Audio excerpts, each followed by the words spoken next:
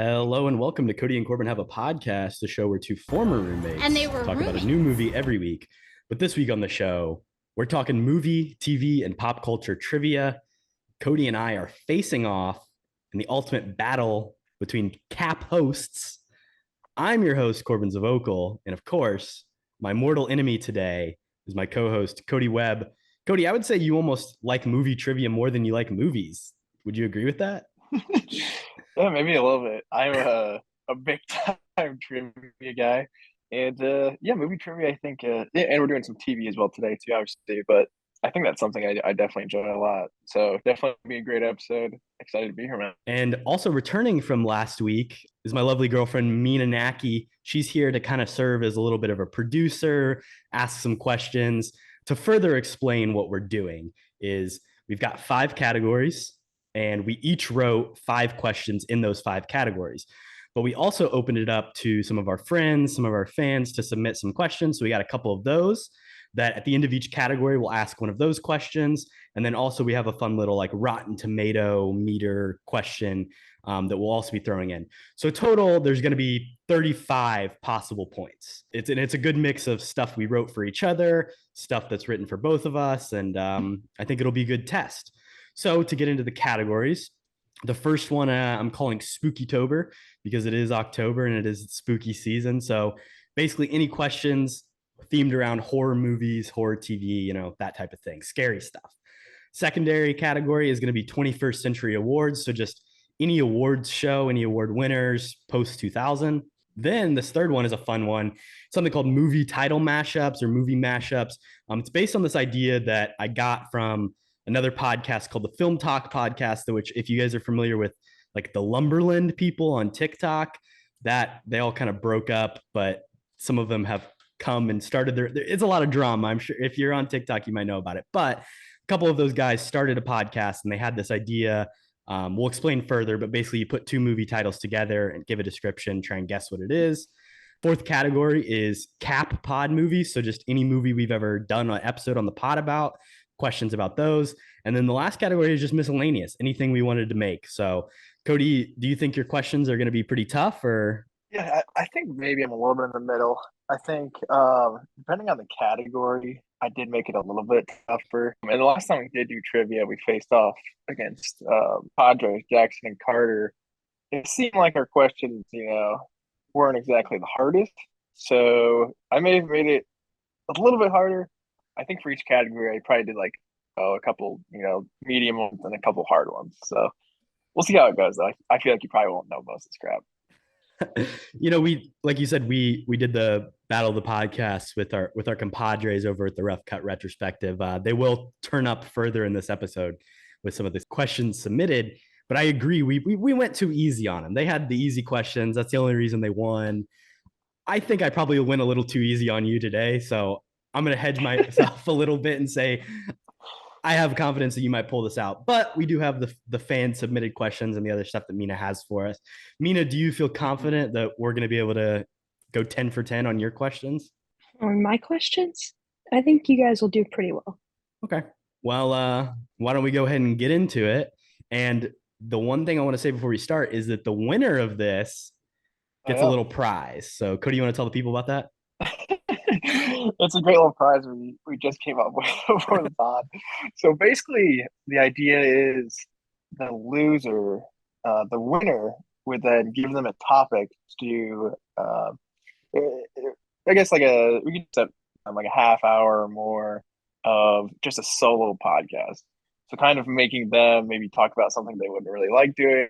I like that a lot. I think it's a lot of fun and something to play for. So yeah. Yeah, and I'm sure whatever the winner picks will be good content. Let's get into our first set of questions, which is going to be our Spooktober questions.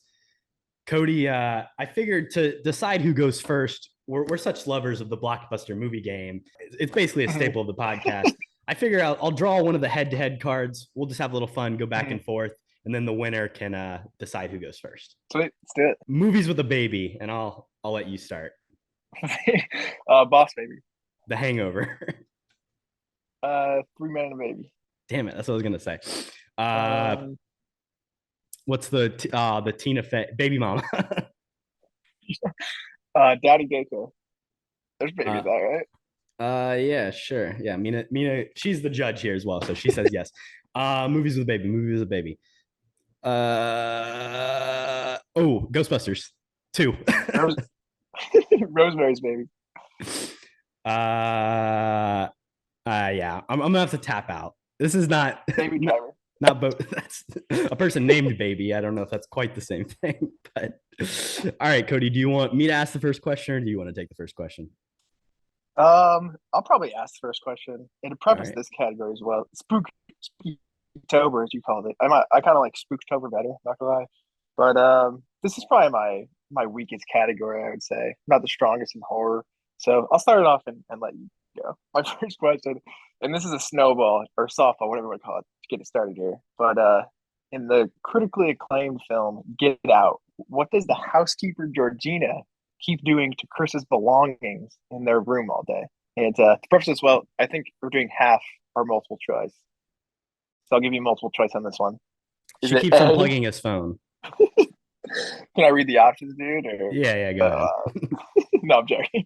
Yeah, no, that's correct. The option A was unplug his phone. B was put his clothes on. C was spill water on his phone. Or D touch his girlfriend's stuffed animals. Uh, some good options there.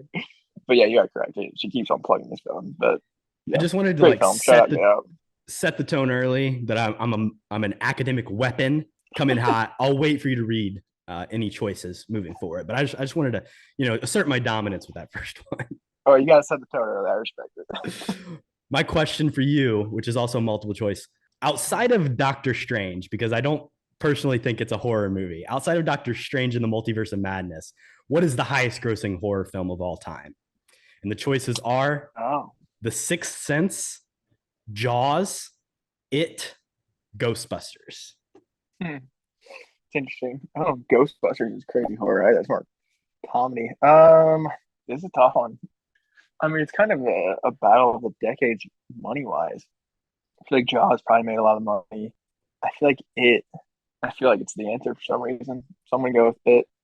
Recency bias. It is It. That's good thinking there. I did just pick the next three highest grossing, so they all do Okay, have. It is in the order. It goes It, Sixth Sense, Jaws, then Ghostbusters. I'll take that. That was a good guess to start off. We like that. All right. My second question for you.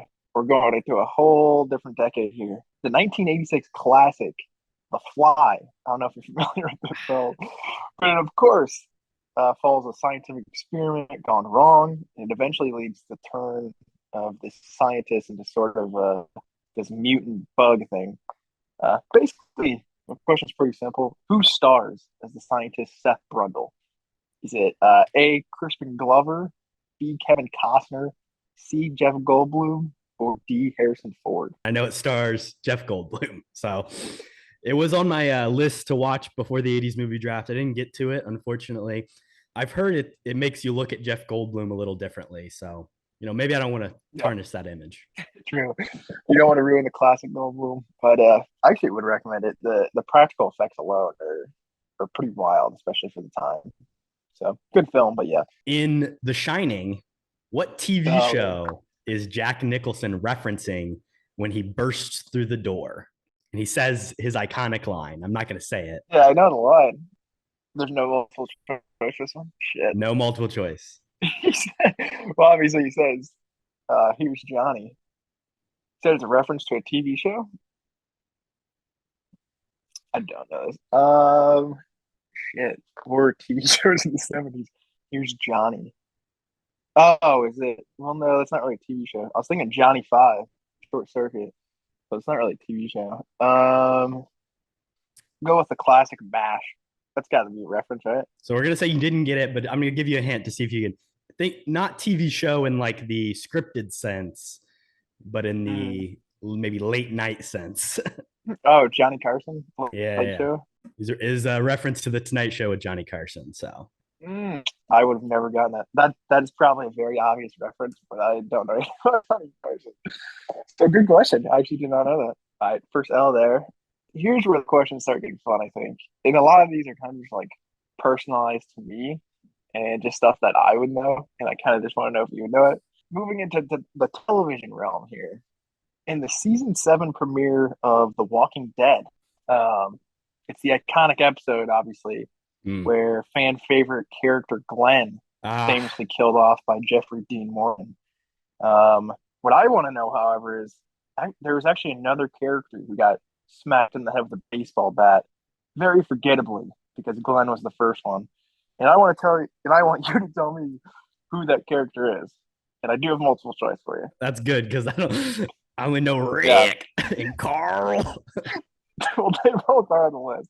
Is it Rick, Carl, Morgan, Dwight, Abraham, Dale, or Jesus? It was a guy. Spoiler alert. Well, again, Rick and Carl are the only two names that I'm familiar with. I think I watched the first maybe 3 seasons of The Walking Dead. What's the name of Jeffrey Dean Morgan's character? Negan. Negan. Yes, of course. Yeah. Very, very villainous person. Is you see, interestingly, you said Abraham and Jesus. So there's two biblical type references there. I mean, and maybe this dude's name is Jesus, but No. did they really smack Jesus over the head with the baseball bat? I don't know. I don't think it's Dwight, so I'm gonna go Abraham. Yeah, that is the correct. Yeah, good guess there. Shout out Abraham. Didn't really deserve it. He's got a sick handlebar mustache. But yeah, this was the episode I basically stopped watching the show. It got really shitty. But shout out to Walking Dead season 7, classic episode. I'm looking up this dude, and I don't know if I've ever seen him in my entire life, but Oh, he's a good looking dude. When you pull up his picture, you'll be very excited. Michael He, Cudlitz. yeah, Shout never heard of. out Long Island's very own Michael Cudlitz. In the opening scene of Scream, who is murdered? Drew Barrymore. There you go. There you go, Kody. You're coming back. I've seen that movie. Come on. Well, I've also seen The Shining or whatever. Haven't seen the Johnny Carson show. That was a Great gimme. question though. Got to throw some easy ones at you. Yeah, I appreciate it. I'll take every gimme. My fourth question for you. Multiple choice is finally gone in this category. We're going again in another classic season. In season 1 of Stranger Things, there are a bunch of portals introduced to get between the upside down and our dimension. But I'm looking for the location of a specific portal that Jonathan and Nancy go into. So where is the portal they go into while they're looking for Barb and Will? The only thing I can think of is I know it's been a while since I watched season 1 of Stranger Things. I would say probably 4 years, maybe. Mm-hmm. So I know there's Barb like disappears near the pool, and if I vaguely remember there being a portal in the like drained pool, so I'm gonna say the pool is where they go. The pool. That was unfortunately incorrect. Dang. we're looking for a tree. It just popped up in a tree. It's like right behind their backyard, isn't it, or something? Yeah, the tree. Yeah. they go into the woods. Yeah, and then like Nancy crawls into this tree, and then Jonathan follows her. But yeah, you're on the right track. Close but no cigar, bud. Yeah, I should have known that. I was thinking tree, but then I was like, that's kind of too obvious. Yeah, it is. That's your first miss, right? Wow, Hey, big time. yeah, you don't hit every shot. Nobody shoots 100%. Which of these Halloween sequels is not a real sequel? Is it Halloween Kills, Halloween Resurrection, Halloween The Final Chapter, Halloween The Revenge of Mike Myers, Halloween The Return of Mike Myers? Interesting. Well, I believe it's probably one of the last because that wouldn't make any sense why they would have both of those. And I definitely heard of like Resurrection. Halloween Kills is definitely one too. The Return of Mike Myers or the Revenge of Mike Myers. I feel like the Return is one of them. So I'm gonna say the Revenge of Mike Myers is not one of the sequels. Unfortunately, both of those are titles of the Halloween Are you franchise. serious? Also, Halloween: The Curse of Mike Myers is a movie. So they really got them all. The one that is not one of the movies is Halloween: The Final Chapter. There's never been a final chapter of Oh, Halloween. there you go. But I stole that movie from Friday the 13th. There's a Friday the 13th, The Final Chapter. Wow. Funnily enough, Sneaky they option. I like it. they made another movie after that. Of course we did. But yeah, that was kind of the one I skipped over in the options. I didn't really take it seriously. That stuff. But damn, Mike Myers is getting all the revenge out here. And he's returning as well. So and he's cursing. Kind of wild. Did you know the third Halloween movie is called Season of the Witch? I think I did know that. I think like the Halloween movies just have like really weird sequels. And I think Season of the Witch is the particular one too that's really strange plot wise. No, that was a good question. Like I said, that's definitely like not my strong suit. Like you could ask those kind of questions all day and I'd probably miss it. Counting the one coming out this year, there's 13 Halloween movies, Kody. Well, not too surprising. I forgot about some of the sequels, but yeah, that is wild. They just pump those things out like crazy. Moving on to my final question here in the Spooktober category. We're moving on to another just critically acclaimed. I don't know if you heard this X-Men spinoff. It's called New Mutants. Classic. It does famously star, yeah, great film. It does famously star Anya Taylor-Joy, obviously, alongside Stranger young Things' very cast. own. Who? Anya Taylor-Joy. Hey, don't No, spoil my the question. But oh, okay, continue. who else stars alongside Anya Taylor-Joy? And the hint is it's a Game of Thrones actress and a Stranger Things actor. There's no options. It's Maisie Williams and Mm-hmm. Jonathan from Stranger Things, whatever his name is. He's a British You dude. He don't has a know his child. name? He dates the girl from Stranger Things. I can't think of his name though. Jonathan. It's Natalie Dyer. Yeah, Yeah, good Natalia looking Dyer. gal. I'm a fan. His name is. I think I should just get a half point here, because I'm not gonna guess his name. You don't know his name? Wow. He Um. plays the mutant cannonball. Oh, I'm familiar. I've seen the movie. Wish I The hadn't. Bears. Who plays the bear? I don't even know. It's not Maisie Williams, is it? Somebody else. No, The correct answer is Charlie Heaton. Charlie Heaton and Maisie Williams. Maisie Williams plays Wolfsbane. Correct. So Yeah. I had that down too. I just didn't say it. yeah, if you missed out on that 2020 film, go check it out. It's an I instant probably wouldn't classic. watch it. Rent it for $3.99 on Amazon Prime. True. Anya Taylor-Joy plays Magic as well. It's kind of just some oddball mutant choices. I do like Cannonball. I think the effects are kind of cool on that, I guess, but they kind of lost me at the bear. So yeah, Yeah, that the movie mutant is bear not stuff. good. I don't know. Weird. Now, I believe you went what 3 for 5 there, so pretty good start for you in Spooktober. Not too bad. Well, I guess we could give you 3.5. We probably Three and a should. half. Give me the 3.5. It might be important There you later. go. All right, It definitely will. you got one question left, and it's actually another Halloween themed question. Who is the Mike Myers mask a mask of? Who's the Mike Myers mask? It's a Mask? famous Oh, actor from the time period. The mask was painted white and stuck on him as Mike oh, Myers. It's someone that you might feel a connection should know. to more than other people, more than the average person. I was gonna say Nixon, but that hint doesn't really. No, I exactly, think Cody. like You're a big Richard Nixon guy, right? that is a good guess. Okay, but not the best president. It kind of does look like him. Somebody I would be connected to from like the 70s or 80s.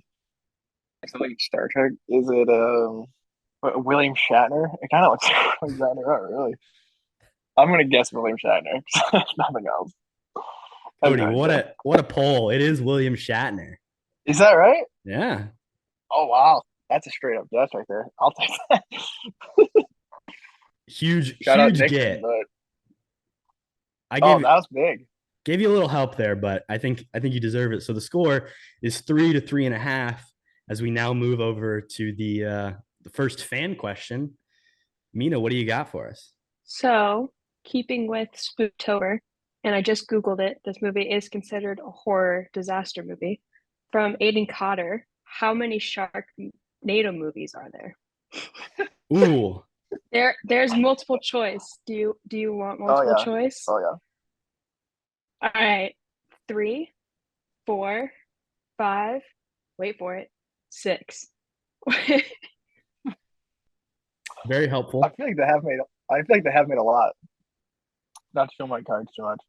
When do you think Um, the first Sharknado movie came out? I mean, Because I that might saw help. it. It was probably like 20. Wow, I don't know, 2014, 2015. It was a long time ago. That's what I was Maybe thinking. earlier. I feel like middle school, maybe. But I don't think it's 6. Like I don't think there's that many Sharknado movies personally. Just thinking out loud here. I'm leaning more 4, 5, and Mhm. I think I'm gonna go with 4. They have made a shit ton. I know that. I think I'm gonna go with 5. I wouldn't be surprised if it's 6 though, but I am gonna go with 5. You guys locked in? Yes. Yep, You're both wrong. It's Damn. it's 6. 6. I know, There's dude. technically 7, but I decided to not count it because it's like a movie about them talking about Sharknado's success. So Oh, it's not really like Sharknado movies. Um, so there are 6 Sharknado movies. There was one made every year, 2013 to 2018. we're grinding us out. Hey, shout out Aiden. Great question. Some of us, but we are shit. Better or worse than Jaws 2, Kody? I take Jaws 3D over those. You're just a shark hater. The Meg is the best shark movie though. Jason Statham. Cap. Mina, what's the 2 Rotten Tomato movies? I'm sticking with horror as well. All of the movies for Rotten Tomato will be classic horror films. So like the original of them for all of them. First 2 are the original Friday the 13th and the original Texas Chainsaw Massacre. Which one is higher on Rotten Tomatoes? Kody, what are you thinking? I'm probably gonna take Friday the 13th. I am gonna do the same. The thing about a lot of horror movies is I feel like maybe sometimes they're critically panned at first, and maybe they get a little bit of a cult following. Thinking purely based on which one had more sequels, Friday the 13th. Obviously, there's been a ton of Texas Chainsaw Massacre remakes and movies as well, but I'm gonna go Friday the 13th as well. Oh for 2, boys. Well, Friday the 13th got a 63 and Texas Chainsaw Massacre had an 88. wow. Wow, 88 from Texas Chainsaw Massacre. That's big time. I would guess that in a million years. I feel like maybe you are kind of right, Corbin. So I was kind of thinking like a bunch of the original horrors would be higher than like all their sequels on Rotten Tomatoes. Which is evidently true of Texas Chainsaw Massacre, but not really Friday the 13th. That is actually really interesting. I would not have guessed that probably many times. If you had asked us about the 2022 Texas Chainsaw Massacre, that would have been easy because I think that probably has like a 10% on Rotten Tomatoes. Gonna pull it up real quick. 31%. So not terrible. Wow, that was a good one. Did you check that one out? No. Netflix movie. Probably a good choice. Yeah, Yeah, probably. fair. All right, moving on to our next category. The score has not changed. It's 3 to 3.5. My lead. Next category is 21st Century Awards. You started that time, so I'll start. Which one of these people is the furthest from completing the much sought after EGOT? Is it Eminem, Al Pacino, Hugh Jackman, Jamie Foxx, or Kate Winslet? And again, we're looking for the person the farthest. So basically, who has the fewest of those 4 awards? Uh, That's a great question. You should read those options again for me. Jamie Eminem, Foxx and Eminem, I'm pretty sure are clear, but Al Pacino, Hugh Jackman, Jamie Foxx, Kate Winslet. well, Hugh Jackman sings as well. So, so the EGOT, I've never really fully understood it. So it's what an Oscar, Emmy, a Grammy. Is And a that it? Tony is the T. And a Tony. Okay, well that's big for Hugh Jackman there because he probably has a Tony. Kate Winslet, I don't think she has I'm really thinking between Kate Winslet and Al Pacino. Could be off in that. I don't know what theater Al Pacino's done. But he's got an Oscar. Does he have an Emmy?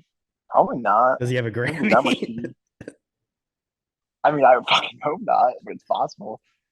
Kate Winslet probably has an Oscar too. I will say She's probably none got, of these people have an EGOT. It's just who is the furthest from getting it. who's farthest away. Yeah. Well, I mean, like Eminem, Jamie Foxx, they like act and sing, so I feel like they have a better chance of getting both those. And I know Eminem like won an Oscar. Yeah, and Jamie Foxx won one for Ray too. So they probably won Grammys. They're good artists. I'm gonna go with Al Pacino because I don't think he's been in any theater. But maybe has Kate Winslet not won an Oscar? I think she has. I'm gonna go with Pacino. Whatever.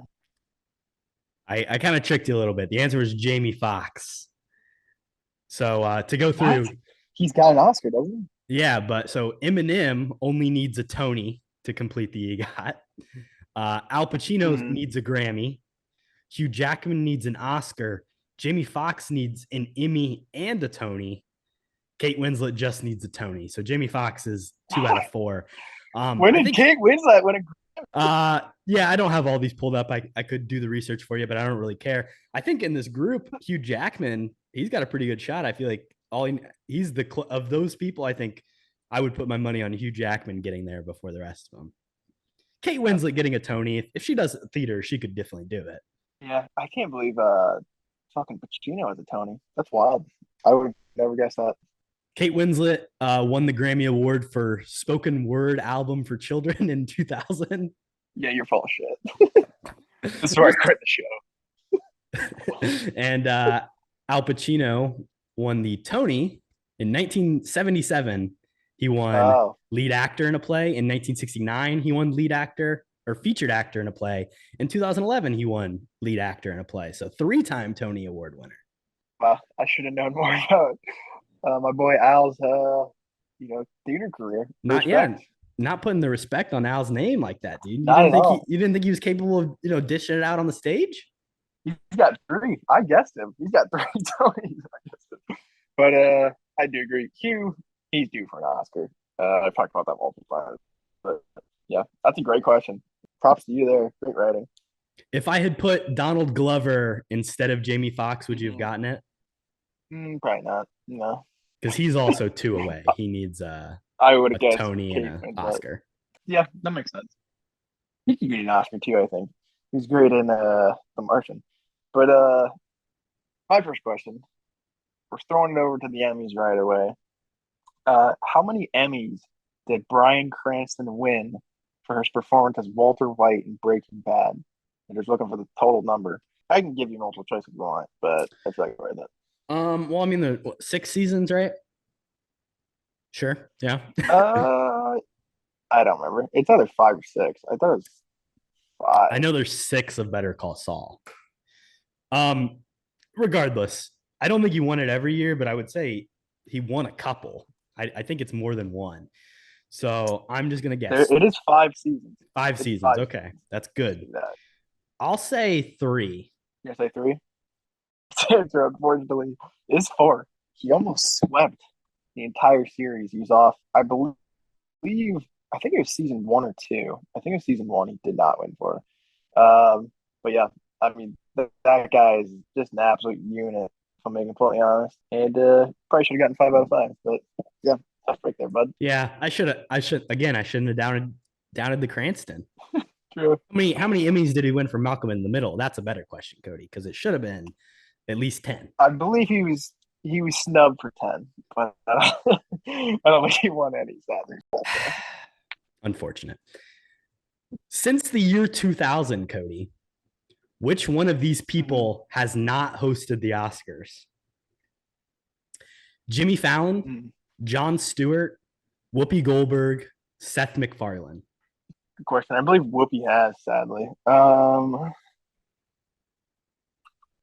Say this again for me. This is tough, dude. These are great questions. I'm not very smart. Jimmy Fallon, Jon Stewart, Whoopi Goldberg, Seth MacFarlane. I feel like Seth MacFarlane has as well. and it would make sense that Jimmy Fallon did. I feel like Jon Stewart, that's not really his thing. He does like host stuff, I guess. Uh, if it's Jimmy Fallon, I'll be pissed, but I'm gonna go with Jon Stewart. Kody, it's Jimmy Fallon. He's never hosted the Oh Oscars. my That's God. Jimmy Kimmel. When I know Jimmy Kimmel has. What year did Jon Stewart do? So Jon Stewart's actually hosted twice, Like 06? 06 and 08. Whoopi Cool. Goldberg has Cool, hosted dude. 4 times, once in the 2000s, 3 times in the 90s. Jimmy Kimmel's hosted twice. Jimmy Fallon never has. I think Seth MacFarlane was like, what, 15, 16? 2013. 13, a little earlier. Yeah, that's tough, man. The Jimmy's got me. Should he get it this year? Should they tap Fallon for this year's ceremony? I thought Fallon did. I mean, probably better than anybody else we're gonna get. So I prefer Ricky Gervais, but Mina's shaking her head. She's not a fan. we'll move on to my second question. I'm over two to start off this category, so that's tough. Hopefully, that is similar for you. My next question: we're going to the Golden Globes. Which of these movies did not win Best Comedy slash Musical at the Golden Globes, which is of course a beloved category? But which of these did not win? So we've got Once Upon a Time in Hollywood, Green Book, Vice, Borat 2, La La Land, The Martian, and The Hangover. So a lot of options there. Which of those did not win the best comedy slash musical at the Golden Globes? Looking for winners only. So, I mean, you say Once Upon a Time in Hollywood. Right off the bat, I'm kind of I'm surprised that it would be nominated in comedy musical. So I'm a little skeptical of that. Continuing on, The Martian. Do I think that won the Golden Globe? Maybe we talked about that. Give me the list again. I'm trying to think of years to see if you might have accidentally doubled up. What do you got? All right, so Once Upon a Time in Hollywood, Green Book, Vice, Borat 2, La La Land, The Martian, and The Hangover. Okay, so none of those are in the same years, but I'm guessing you just looked at the last like 6 winners because you've got Borat 2 would be like last year. Once Upon a Time in Hollywood was 2019, Green Book 17, La La Land 16, Martian 15. I feel like La La Land, musical, right? Yeah. La La Land definitely won. If that didn't win, Kody's shaking his head. If that didn't win, that's a damn shame. Vice, I mean, that was Oscar nominated. Borat 2 seems, I'm trying to think. I feel like I would know if Borat 2 won Best Comedy because I actually paid attention to the Golden Globes. Because that was, like the last time the Golden Globes were on TV was when Borat 2 was competing. Year, I believe. So I'm going to go Borat 2. Interesting. Borat 2 actually did win. Funny enough. Yeah, those were all winners, obviously. The one that was not was Vice. So I feel like I kind of tried to give you hard options there. I feel like Vice is, I feel like that would maybe win that in that category. Like it's critically acclaimed, it's a comedy. But yeah, that was Green all Book. Green Book winning in comedy is also a little questionable, but I know. Yeah, because I was just looking through like the past 10 winners, and he was like, "Wait, that one? Like, I would not have guessed that." So I thought that was a category. Good question. We're struggling here. Let's see if we can get things alive a little bit. Hey, we made it hard. That's good then. Since the year 2000, what actor has the most Oscar nominations? No options. Which actor? Are we counting actresses or just actors here? It's a guy. I'll give you that. Okay. Like either Who's way. been nominated the most since 2000? Well, I can't say Meryl Streep, so that's tough. Shit, dude, I don't know. Okay, who gets nominated? Like Anthony Hopkins? Oh, it's probably Daniel Day-Lewis. Yeah, I'll go with that. Triple D, whatever his name is. Daniel Day-Lewis, DDL. Triple D. Different D's. It's Denzel and DiCaprio, both tied for 5 nominations. So I can't believe you didn't guess How Leo. many does Kody. Daniel Day-Lewis have? Like 4? He never wins. I mean, has he even been in 4 movies since 2000? I think he's only been in 4, maybe. There Will Be Blood, Phantom Thread, Lincoln. Lincoln, Gangs of New York. Yeah, that's 4. Damn. So he's one off. Hey, I'm fine with that guess. Yeah, DiCaprio. Yeah, I guess. Denzel, I wouldn't have guessed either. I mean, I don't know. He doesn't get nominated that often. Like Fences, and did he get nominated for Flight? I feel like probably not. He's top 5 most nominated all time. I'm pretty sure. He might be number 2. Yeah, no, I believe that. Whatever his Training Day, Fences. I don't know what else he's been in. I could probably name off Leo's, The Tragedy of Macbeth. but oh yeah. I think he does kind of Oscar bait every year. That's somewhat forgettable. Here we go. Here are the nominees. Since 2000, Training Day, Flight, Fences, Roman J. Israel, Esquire, and The Tragedy of Macbeth. Interesting. So I feel like a bunch of his like 50-50 should he get nommed or not kind of all went through maybe a little bit there. Sound about like Flight and Roman Israel. I don't know. Those are kind of his more forgettable ones, but yeah, fair enough. I guess I should have gone with Leo. That would have been smart, but tough. DDL let me down. Over 3. Okay, back to you. Question numero trace. We're going to the Oscars here. This is a fun one, I think. So we all know the guy who has the famous Oscar quote. There's been a mistake. Moonlight, you've won Best Picture. We know that guy, obviously. His name's Jordan Horowitz, if you don't know. And I just want to know, pretty simple, what was his title in regards to, what is it, La La Land? No, it is La La Land. What was his title in regards to La La Land? Was it director, executive producer, composer, casting director, makeup or costumes? Basically, I give you the entire options of the movie. You just got to tell me what he did. Well, it's either executive producer or producer because the logic I'm using here is that the best picture is awarded to the producers of the film. Some people might not know that. It's not rewarded to the director or the writer. It's the producers that get the award. So I don't even know if Damien Chazelle who is the director of the movie, was up on stage at the time. He probably produced it as well. So he probably was there. But I'm just going to go producer because I don't know if executive producers make it up there. I think they do, but yeah, that is correct. I really want to pick executive producer, so I feel like it's super big. But yeah, shout out Jordan Horowitz, good guy, and one of all-time quotes. So used in our episodes. So there you go. There's been a mistake. Oh, you better roll that clip. There's a mistake. Moonlight, you guys won Best Picture. Moonlight won. There's been a mistake. Moonlight, you won Best Picture. This isn't a joke. Moonlight, you guys won. Get up here. Well, I'm finally on the board for awards category. Someone's doing something here.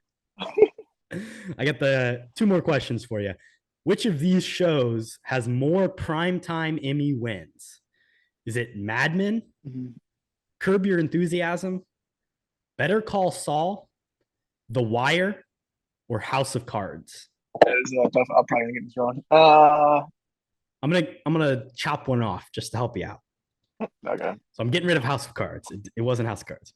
I would have guessed that. Mad Men, Curb Your Enthusiasm, Better Call Saul, The Wire. I think like Better Call Saul hasn't won a lot. I could be wrong on that. I don't know anything about The Wire. I feel like it probably should have won a lot, but I actually don't know. I feel like Mad Men would be a perfect like the Emmys would love them for some reason. Curb Your Enthusiasm, I don't think it's won that many. So I feel like it is between Mad Men and The Wire. I feel like The Wire probably put the shit done. I'm gonna go Mad Men. Kody, you're on the board. It is Mad Men. I got the numbers here. So let's go. You're very right. Like it's a movie that they love. So the Mad Men was nominated 116 times and won 16. Curb Your Enthusiasm was nominated 51 times and has won twice. Better Call Saul, 46 nominations, no wins. The Wire, 2 nominations only, 0 wins. So not well received by the Emmys. And then House of Cards, which we did remove, 56 noms, 7 wins. I was kind of surprised when I looked up that The Wire was not really recognized. That is crazy. So I think like just critically acclaimed. It's one of the high rating shows of all time. So the Emmys didn't like it too much, I guess. Good question. I'll take a point finally in this category. Keeping with the Emmys here, one of my favorite, Game of Thrones. The Emmys do like them a little bit. They get nommed a lot. But anywho, I did have a fun fact. I don't know if you know this, but they only got one actor/actress who has actually won an Emmy. That was Peter Dinklage.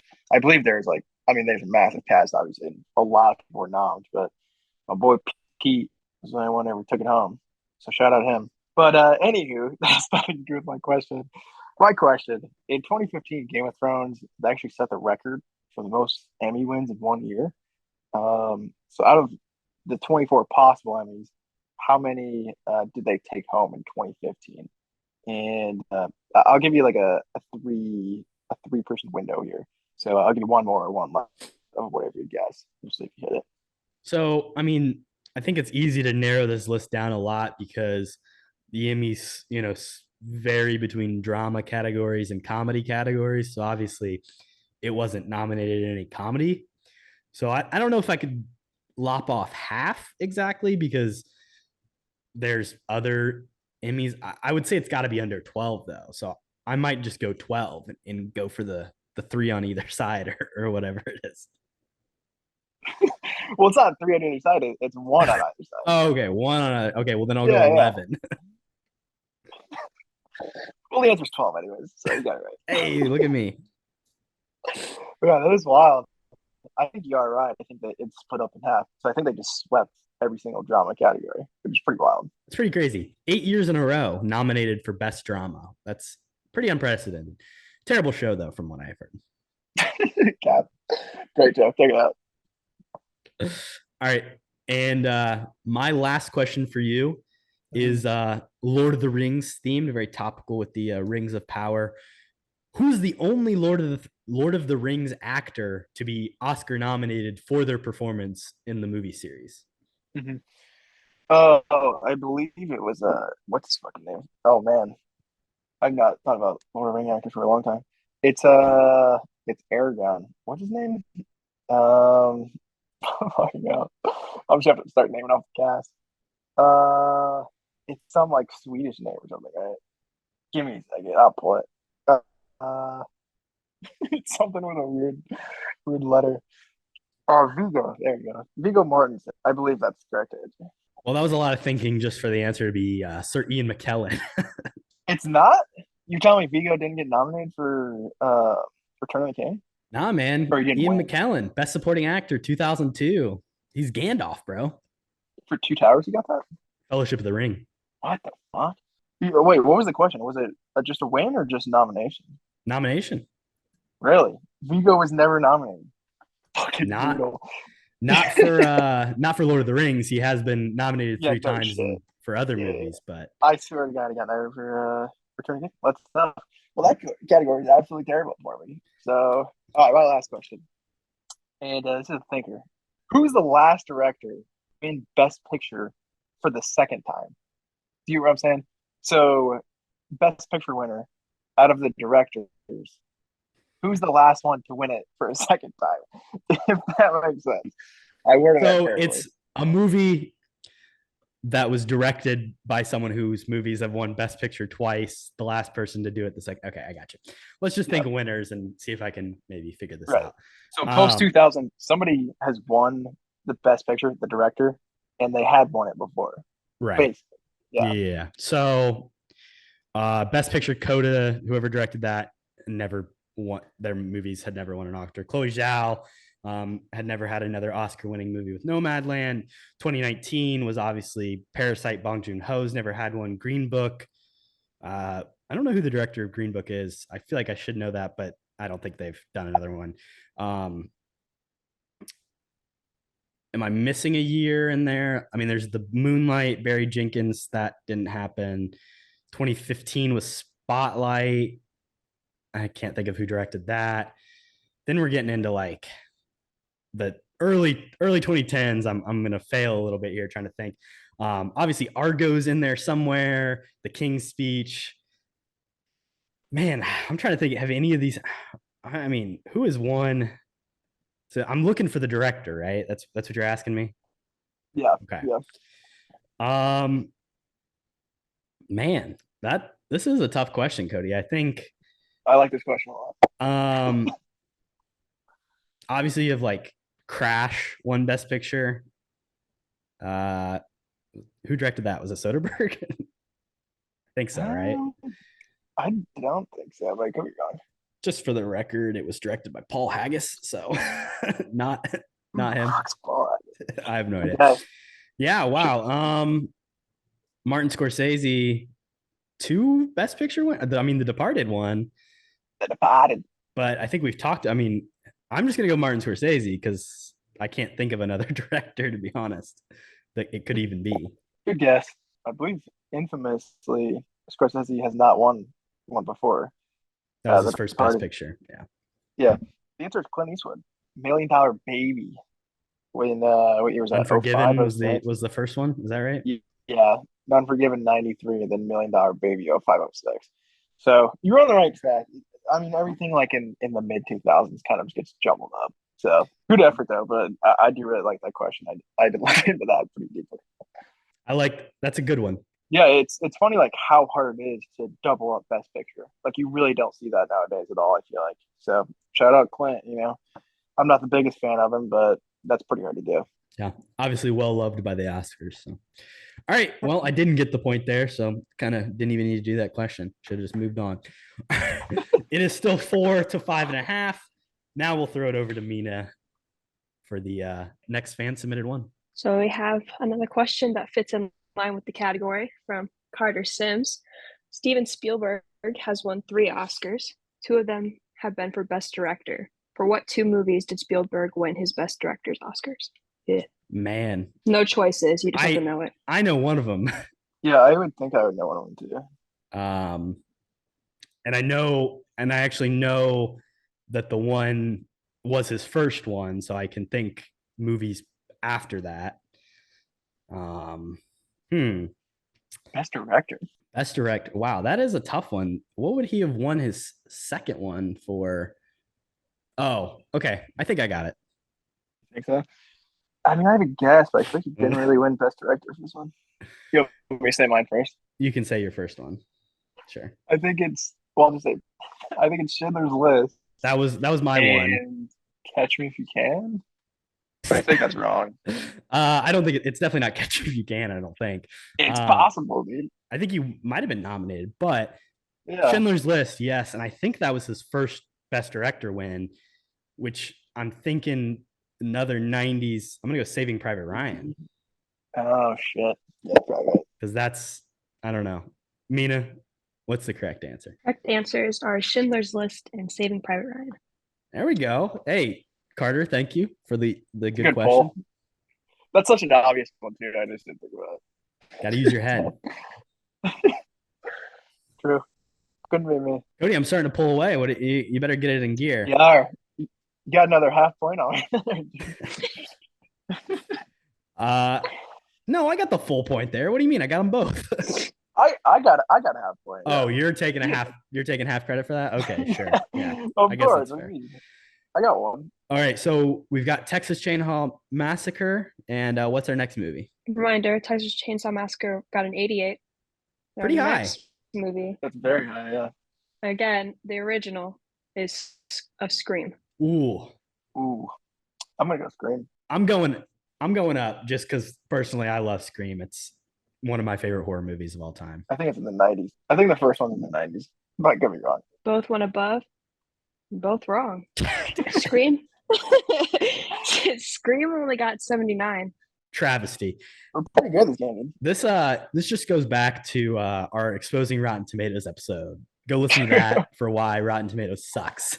It's a scam. Don't listen to it. Yeah, complete. I want to see what the 2022 one has. It's probably higher. Probably higher than 78. It probably is, honestly, yeah. 78, that's a travesty. Scream is a masterpiece.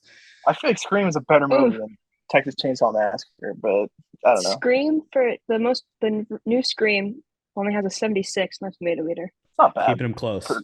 It has an 82% audience score though. Legacy sequels, man. Back at it again.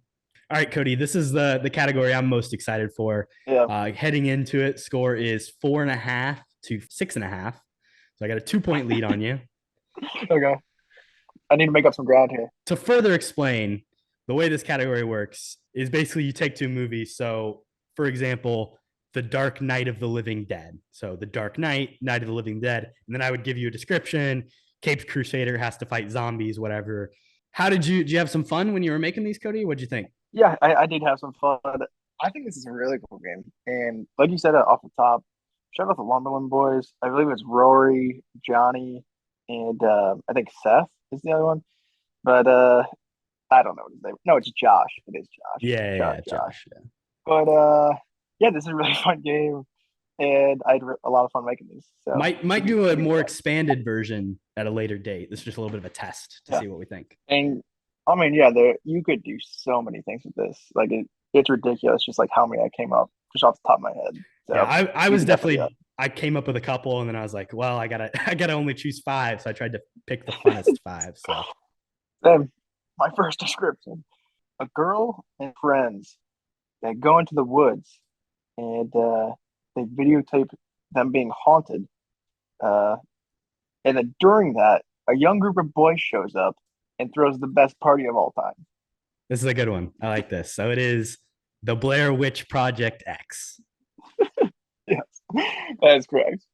Shout out Project X, classic film. But that was only the first one that came to my head for some reason.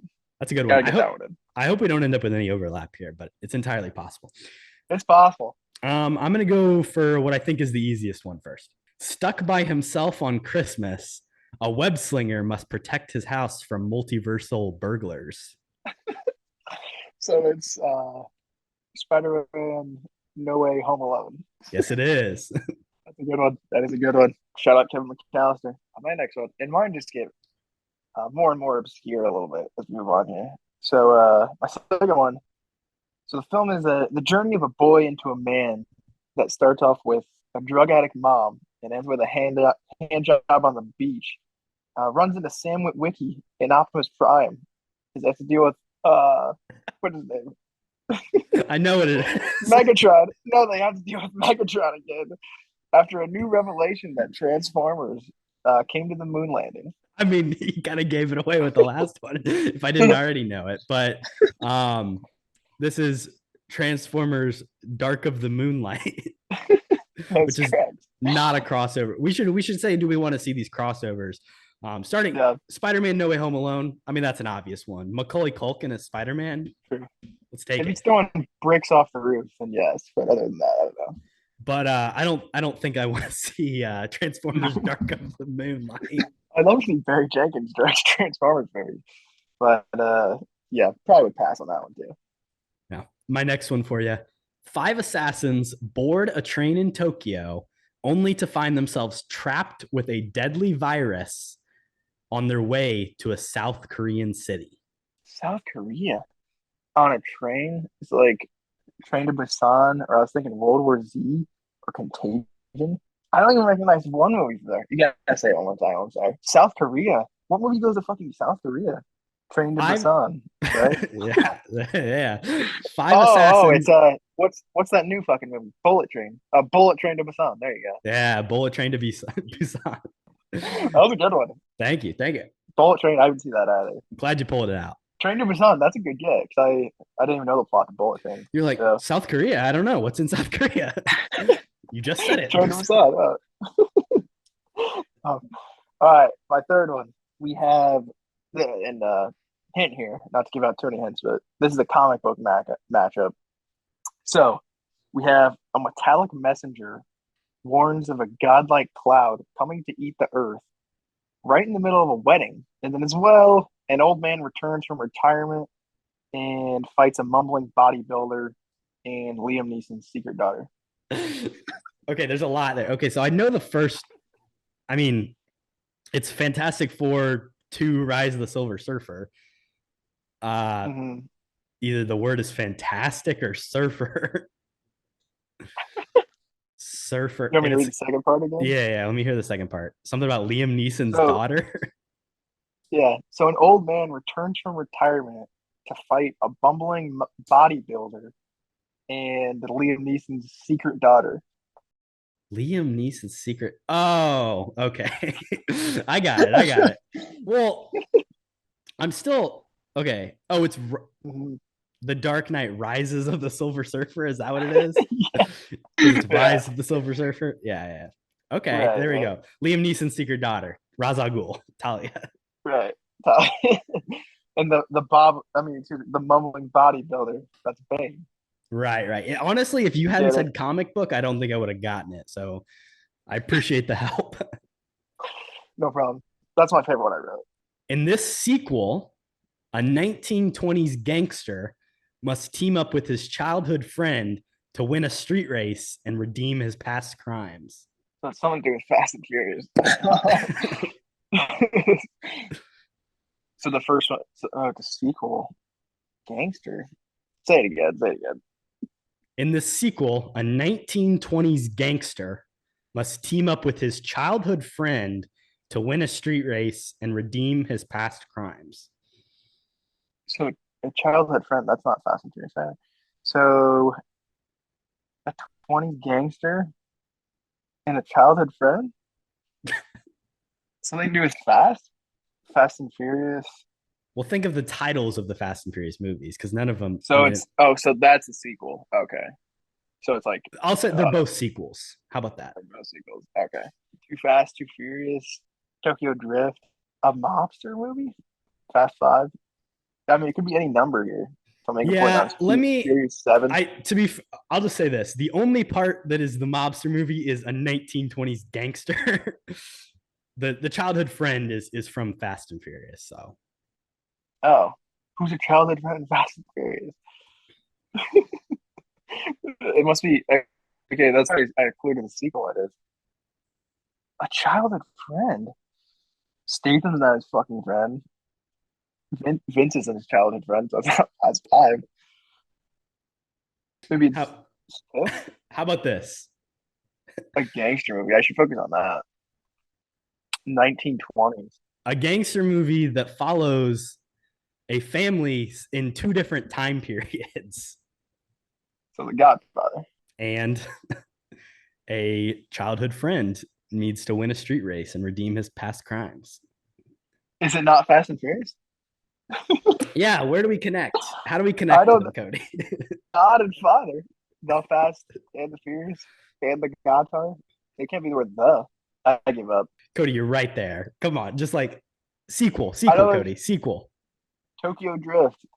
No, Fast sequel. They're both sequels. Fast 10. Oh, The Godfather Part 2 and Too Fast, Too Furious. That's so stupid. So say it all together. Okay, so we have The Godfather Part 2 Fast, Too Furious. Yeah, there you go, Cody. That's the dumbest thing I remember. Well, you didn't explain it was The Godfather Part 2 at all. I said the sequel. But they're both sequels. I told you that. I'm going to give you the point there, although... Nah, don't okay. Point for that. That was brutal. Yeah, that was brutal. I could have given a better hint for The Godfather, I'll admit. Yeah, I agree. All right, moving on. My fourth one for you. We have a middle-aged man gets bored with his life and turns back into his younger self, while 2 soldiers are tasked on a mission to call off on an attack. A long journey ensues, and not many cuts. Oh wait, you're really giving good descriptions. I appreciate you really going in. It is 1917 again, yeah. which is a good one. Shout out Zac Efron. Just to go back, I would love to see The Godfather Part 2, Too Fast, Too Furious. I would watch that movie. I would watch a Godfather sequel with fucking Dom Toretto in it. That's 1917 again, Cody. What do you think? Would you watch that? Well, if we get to see Zac Efron maybe die in the heat of battle, maybe, but I'd probably pass on it. I guess that's understandable. A nerdy avian florist uses a giant man-eating plant to help defend his city from an unheeded alien invasion. A giant fucking plant? What are you talking about? A giant man-eating plant. Yeah. Yeah, I feel like it's gonna be obvious, but I have no fucking idea. Okay, let me think here. and a fucking avian florist. I mean, I will what say are you pulling from? An Avian avian florist. Avian and Florist are the two movies coming together. Okay. So one movie features an avian character, the other features a florist, and the So combination the there. avian is probably the Nerdy would apply to both movies. so the Independence Day is one. Does Will Smith play a florist? He plays an avian. Avian. Do you know what avian means, Kody? Yeah, fucking birds or whatever, right? Yeah. I don't think Will Smith plays a bird. I was making a plane joke. Right. Um, Aviator. Yeah. Birds and plants and florists. I have no fucking idea, dude. So let's get this over with. Put me out of my misery. Your favorite movie, Chicken Little, Shop of Horrors. Oh, there's the big plant. See, I wouldn't have gotten that. I don't know that movie too well. Chicken Little. That's good. I also I've cleared Chicken Little from my mind. So no avian birds allowed in this mind. My That's job is just to remind you of its existence every couple months. Chicken Little Shop of Horrors. Honestly, you probably couldn't give me an hour. That's a good one. That's a very good one. Moving on to my last one. Another one I like a lot. A high school kid tries to not seduce his mom and save himself from fading away, while a 100-year-old man is sent back in time to stop Nixon from getting assassinated. It's it's Back to the Future, obviously. What's the X-Men movie? It's Days of Future Past, so it's not that. Nixon assassination. Yeah. Someone bringing Nixon back on the pod. He's topical. Shout out. Once again, go back in time. Okay, so it's either something back or future. What's a movie that starts with future? Future. I don't know if I'm gonna get this one. Should I get it, Kody? Oh yeah. You know me. I mean, I'll read it again. So yeah. Back to Future, whatever. Obviously, and then a 100-year-old man is sent back in time to stop Nixon from getting assassinated. 100-year-old man. Yeah, it's a really old guy. Yeah, I got that. Sent back in time to stop Nixon getting assassinated. I have no idea.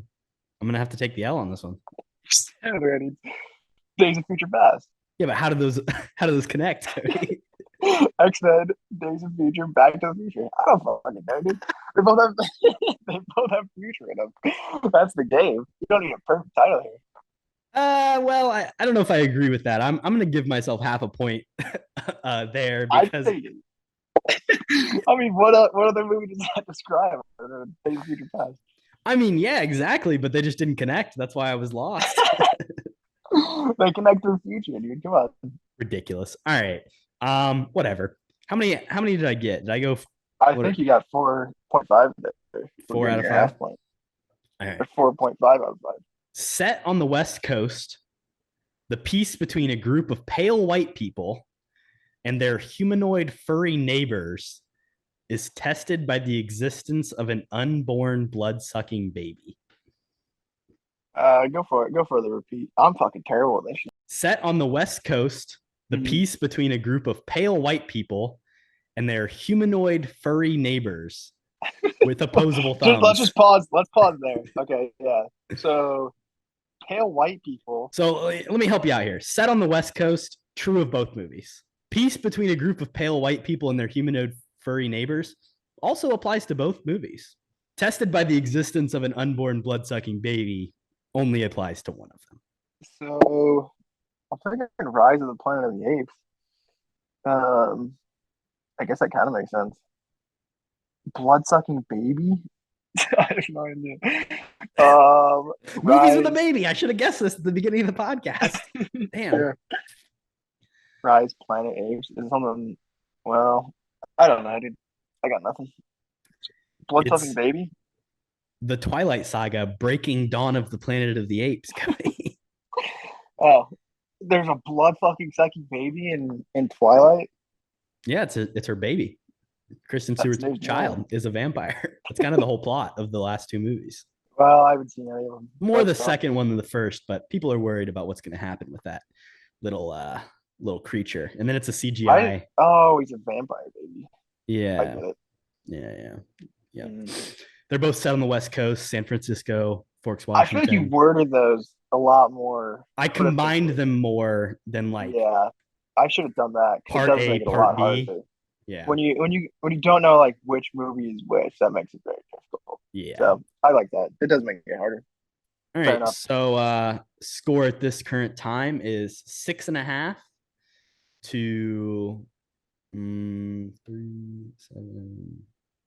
10. I believe I have 11. 1, 2, 3, 4, 5, 6, 7, 8, 9, 10. Yeah, 11. Score is 6.5 to 11 at this current time, Kody. So gonna need to mount a big comeback here. Yeah, I'm not too worried. Mina, you've got the next question for us. So Jackson of Rough Cut Retrospective, as he titled his name, In case we forgot. in case you forgot, in DC Comics, what is the alter ego of Alan Scott? No options. You just have to know it. This seems like a good question for me. Korbin, you got any idea? Alan Scott. Well, I know there's a lot of Green Lanterns, so I'm just gonna guess Green Lantern. I'll tell you what, that's a pretty good guess because I'm pretty sure that's right. I'm definitely going Green Lantern as well. Both correct. Let's go. That would be the one where I could make up a point. But Korbin out here with his DC shirt right now. That's not good. I feel like I know the alter egos of most of like the major characters. And if you throw someone out, like there's like 6 Green Lanterns, right? So it's like you've got a pretty good chance. There's really not that many Green Lanterns, but yeah, fair enough. It's a good guess. There's Hal Jordan. There's apparently this guy. There's the John girl. Jones, Guy Gardner. See, there's Alan a ton. Scott. There is. All right. So we're still Texas Chainsaw Massacre, right, Mina? Yes. All right. With an let's 88. See if we can. Can get somebody better than dethrone Texas Chainsaw Massacre? 80. Yeah, we'll see. We're going with the original Carrie. Ooh, interesting. Okay, so obviously Carrie, Stephen King adaptation, but I mean, 88% for the like, is Carrie that good? That's a high bar. What do you think, Kody? I don't want to show my cards, dude. I have a very clear thought, but I don't know. I feel like Rotten Tomatoes is pretty hard to guess here. But Well, I'm going high just because I'm sticking with high. So what are you doing? well, the thing is with this game, maybe I should just go against my gut because I've been wrong every time, right? Yeah. But I would definitely think it's lower, so I'm going to say that. Kody, what are you doing? It's higher. Why is Carrie. Carrie It's a so classic. high on Rotten Tomatoes? Carrie movie Carrie sucks. has a 93%. Oh man, Not as high as The Well, Last Jedi, but I tried like making you think differently, like with the way I ordered these. I So was right. I should have just gone against my gut, I guess. I'll start doing that. I just want to say I was wrong. The Last Jedi, 91% on Rotten Tomatoes. Speaking, however, When's that 99? my first question in the category of KHAP podcast movies has to do with The Last Jedi. So, No. on the all-time box office list of all Star Wars films ever, where does The Last Jedi rank? Is it 2nd, 3rd, 6th, or 7th? And obviously there's 11 Star Wars movies? Yeah. I would say The Force Awakens probably has the most money. So I'm just gonna go quick here. I'm gonna say 2nd. Probably made a crap ton. Good get. It is 2nd. So good job. And I think Rogue One is 3, and probably Rise of Skywalker's 4. So No, that makes sense. But definitely not worth all that money. Good question. My first one, I'm going to a movie we have mentioned, The Departed. So in The Departed, what is Matt Damon carrying into his apartment right before he gets shot in the face by Mark Wahlberg? Do you want options? yeah, I'll take options. I can't. Okay. The options are diapers, dog food, papers, groceries, a box, or a jug of water. I'm just gonna say groceries. I'm not gonna dwell on it for very long. I don't know if that's right, but I'm gonna go groceries. Yeah, that is right. He's got some groceries. He tries to pet a dog, and the owner doesn't let him. And he walks in and just gets his head blown off. So respect, Marky Mark. Yeah. All right, my question also about The Departed, Kody. The Departed is based on an international film called Internal Affairs. What country is that movie from? Is it China, Italy, No. Japan, or the UK? Oh, maybe just China then. I was gonna guess Korea. Shit. And I know it's internal affairs. It probably is China. Um, let me think. Just- I know whichever one I guess, it's just gonna be the opposite. So I'll say China. I think it is China. It is China, and to be more specific, it is a Hong Kong movie. I don't want to get into Okay, that's what I thought. the politics of that, but it is Not good. Hong Kong. So yeah, Yeah. Shout out Hong Kong. I mean, that's a very good film. I actually have seen that film. Have you seen Infernal Affairs, Corbin? I've not, but I definitely want to check it out. I prefer The Departed, but yeah, very good film. All right, Fair my enough. second question. My second question is, what is the name of Kevin James's dog in Grown Ups? And I do have some options for you. Well, that's Is good. it is it Rover, Pinky, Sparky, Curly, or Georgie? Oh, and well, no, that's not. Spongy was also an option, but that's not correct. I mean, some great dog names here. I mean, Rover, Yeah, classic. Sparky, love that one. classic. Um, did you say Curly? Was that? Yeah, Curly, Pinky, and Georgie. Maybe it's a reference to the Three Stooges with Curly. I guess. I don't know. I feel like when you said Rover, it made me be like, oh yeah, but I feel like that's such a dog name. I'm gonna go Pinky because that's stupid. The correct answer, it is Curly actually.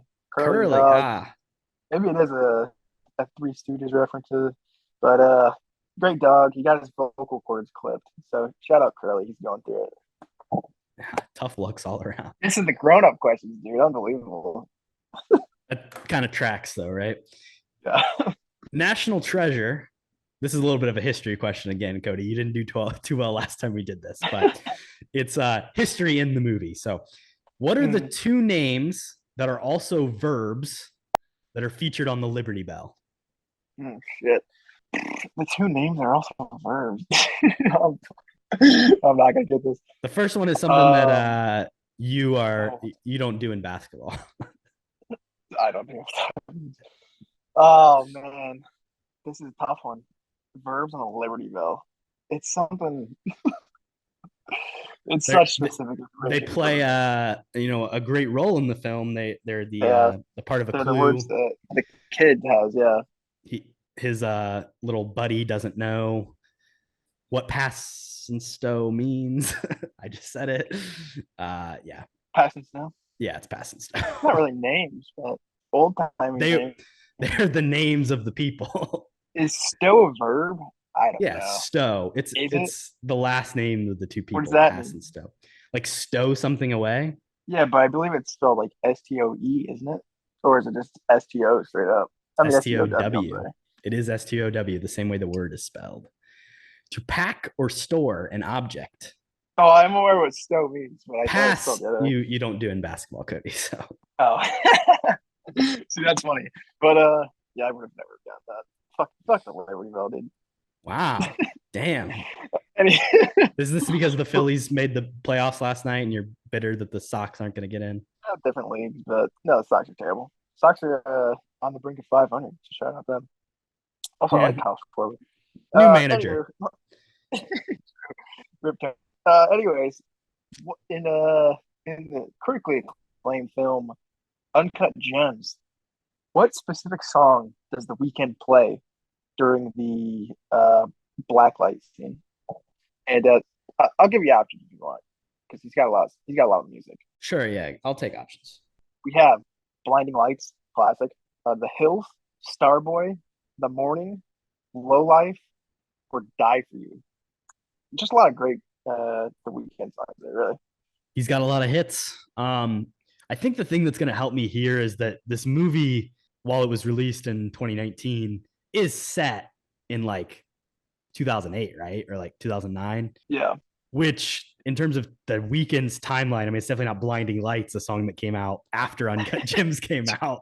I got to go for just his classic. I mean, the one that made him big, The Hills. I think that came out probably like 2010 or something. But yeah, true.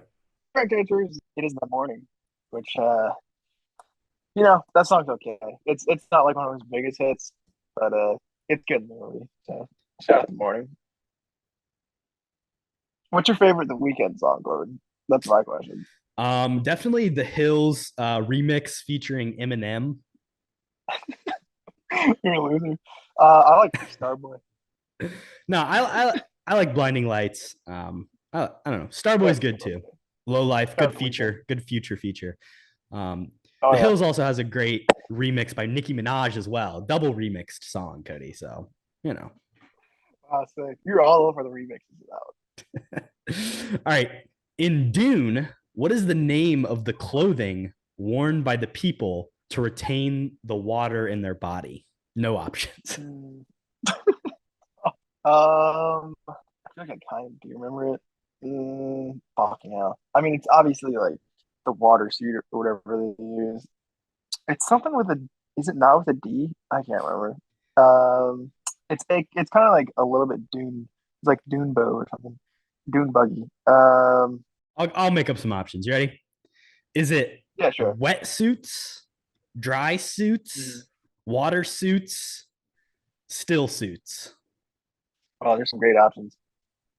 You should just repeat the question again. What is the name of the clothing worn by the people, specifically the Fremen people, to retain their water? You should say the option again, too. See if I remember them. Wetsuits, dry suits, water suits, still suits. I think it's wetsuits. Nope, Kody, it's still suits. I feel like I gave you pretty bad options there, but Yeah, whatever. you did. That's a great question, dude. Thank you. All right, my next one. In going back to our first episode here, in Gone Girl, where does Amy drop her wad of cash at in front of her hillbilly friends? Which obviously they eventually rob her of. But where's the original location where she dropped that cash? At a mini golf place. She's mini golfing. She got the fanny pack full of cash, and she drops it. I think that movie, the 10th anniversary or the 9th anniversary, just happened when it came out. So shout out Gone Girl, Rosamund Pike. Yeah. Talked about it in our Midsummer episode. We did. And yeah, I mean that's probably the worst place to reveal all your fortune, the mini golf course. A lot of shady stuff happens there. You can't trust the people at a mini golf place. True. Last question for you here. What director have we done the most movies of theirs? And I do have choices. Okay. This should be pretty easy with the choices, to be fair, but we'll see how well you can remember. Richard Linklater, Martin Scorsese, Denis Villeneuve, or Christopher Nolan? I feel like the obvious answer is Nolan. Because obviously we've done Interstellar and Inception. Did we do somebody else? Denis, we did Arrival. We didn't do District 9. He didn't even do that. That was Blomkamp. I don't know what I'm talking about. What else did they do? Sicario. What's his big one? Prisoners. We didn't do that, did we? No. So definitely not him. Scorsese, obviously, we Departed.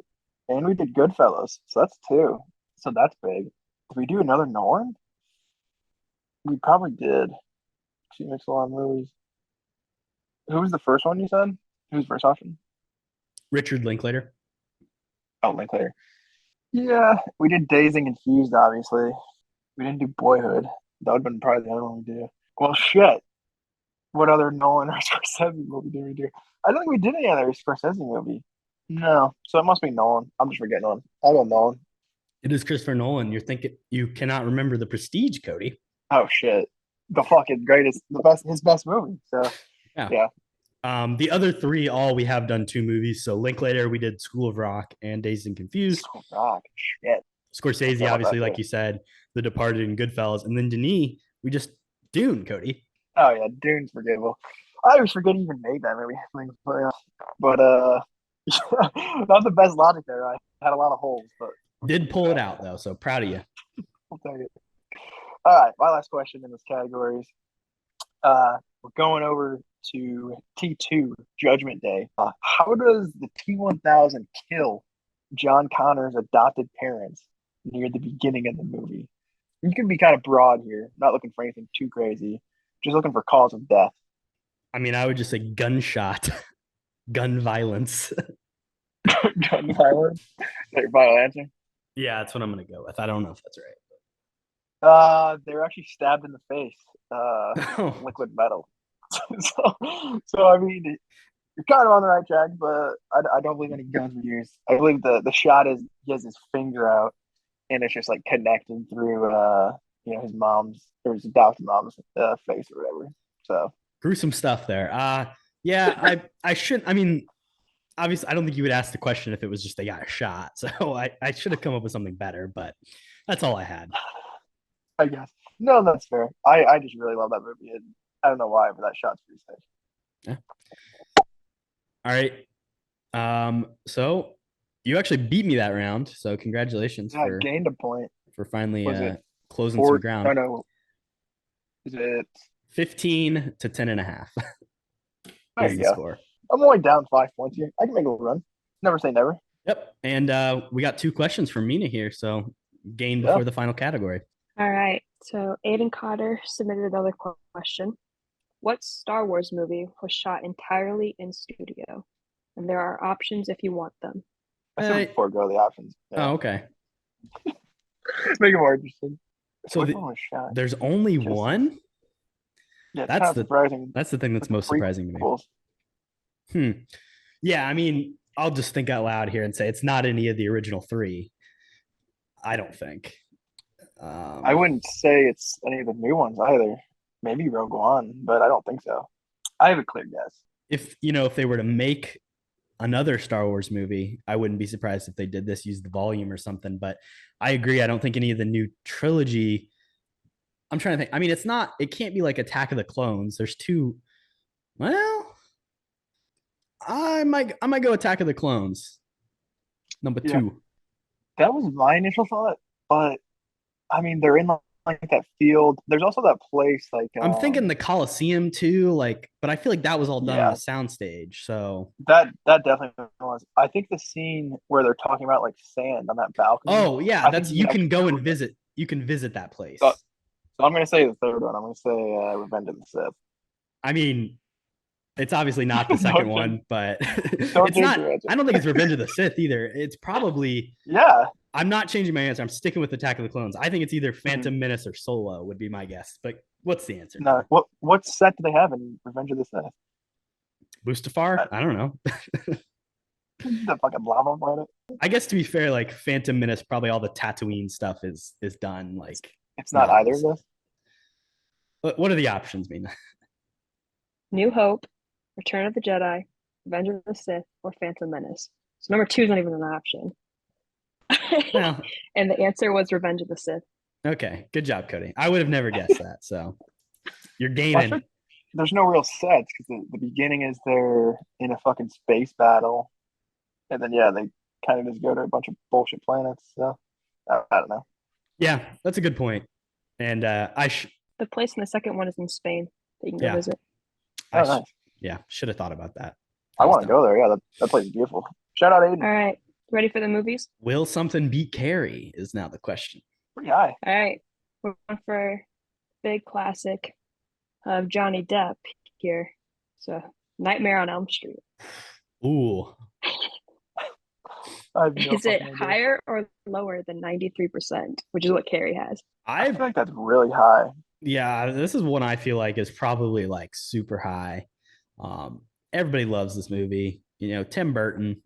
It's and it's also like an animated movie, so I feel like sometimes people are not less critical, but like Rotten Tomato scores probably are higher across the board. If I were to guess, that might be wrong. What are you talking about? I said Nightmare on Elm Street, like not Nightmare Before Christmas. Nightmare Before Christmas. Did you say Johnny Depp? Is he in Nightmare on Elm Street? He gets like stabbed. He dies immediately. It's one of like his first roles. Yeah. Okay. Well, yeah, I was thinking Nightmare Before Christmas for some reason. Nightmare on Elm Street. That's probably higher too. Yeah. This is lower than Carrie. Nightmare on Elm Street. Come on. I'm gonna go higher. I think the first one's pretty well regarded. I think Nightmare Before Christmas might be higher too, but I'll go higher. I'll be different anyways. I'm gonna lose. So. All right. So Korbin said lower. Kody said higher. Yeah. Mhm. Kody is correct. Nightmare on Oh. Elm Street has a 95. Wow. I just want to say 95.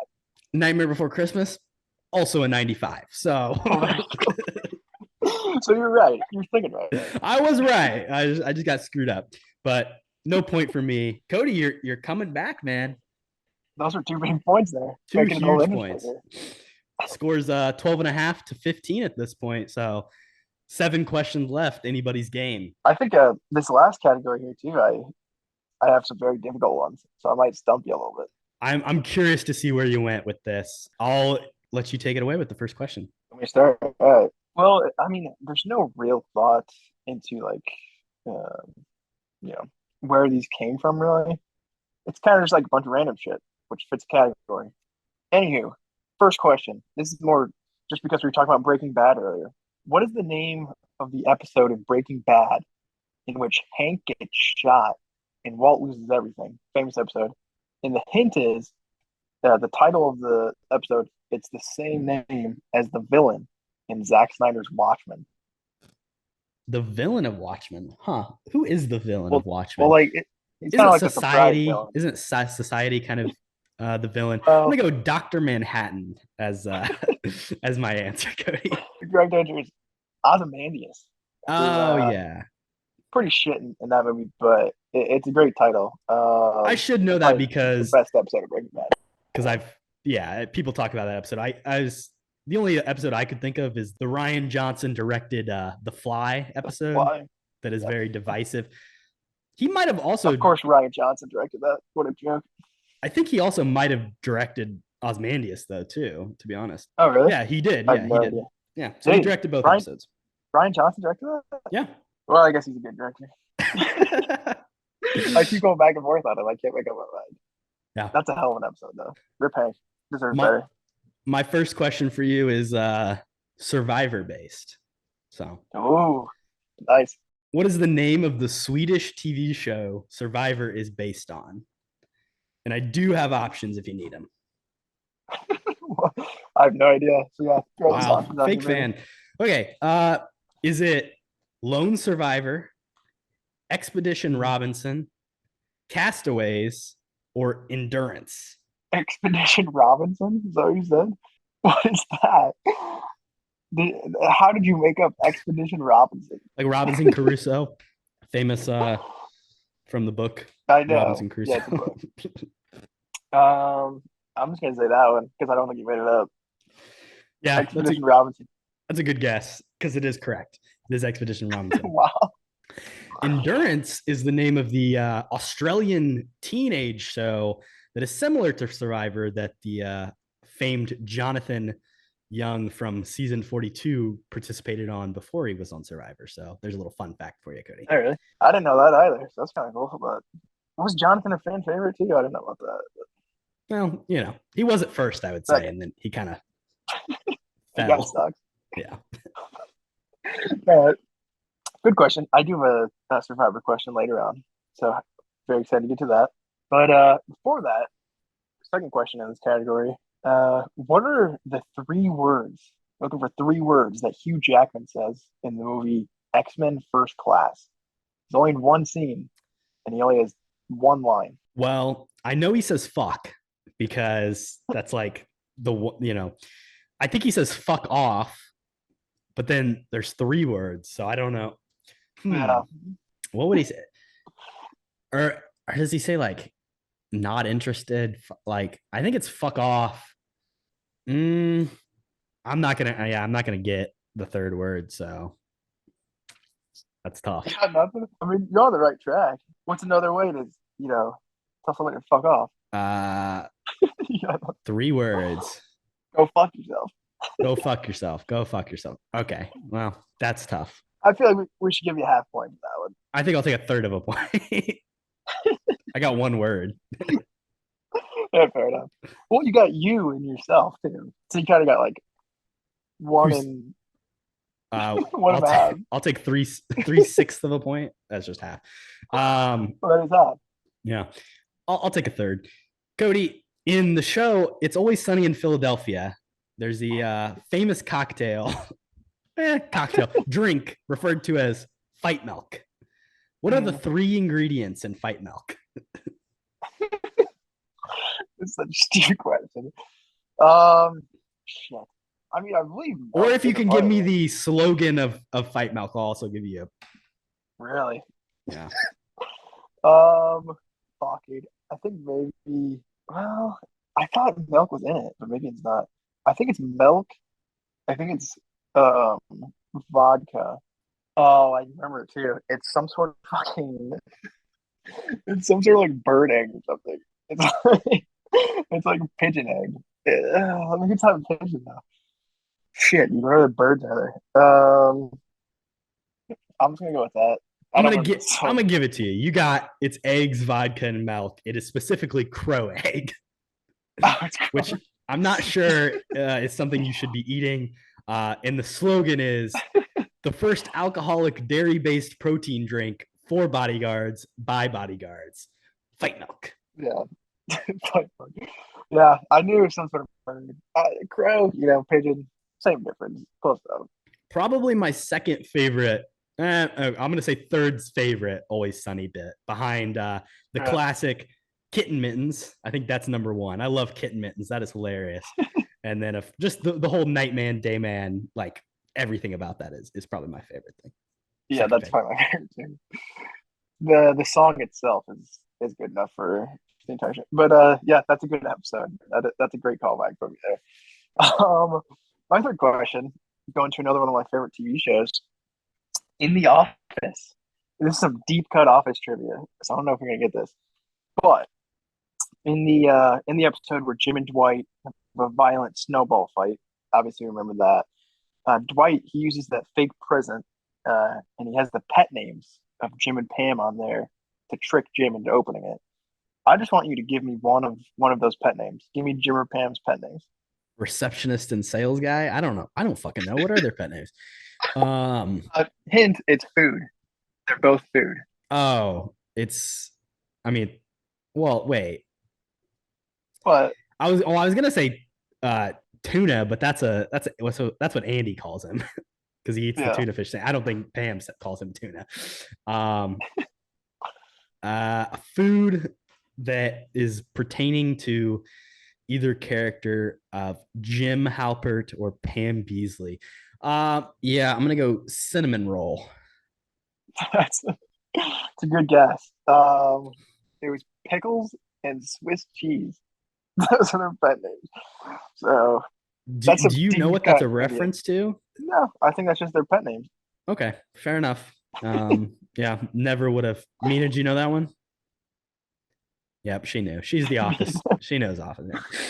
All right. I could have told pickles. It was just a joke with the writers of like, would I actually say this to my boyfriend? Like, oh, really? There you go. Mina knows the backstory too. She should be the one doing the trivia here. We don't know shit. She'd probably be beating both of us. That's why she's not doing it. She'd be beating me easily, but yeah. Shut up, pickles and Swiss cheese. We've already been embarrassed in one trivia episode on this podcast by outside guests. We don't need. It was kind of close. Yeah, really. Kind of close. No. My question: which of these shows does Seth MacFarlane not have any writing credits on? Family Guy, Dexter's Laboratory, American Dad, Johnny Test.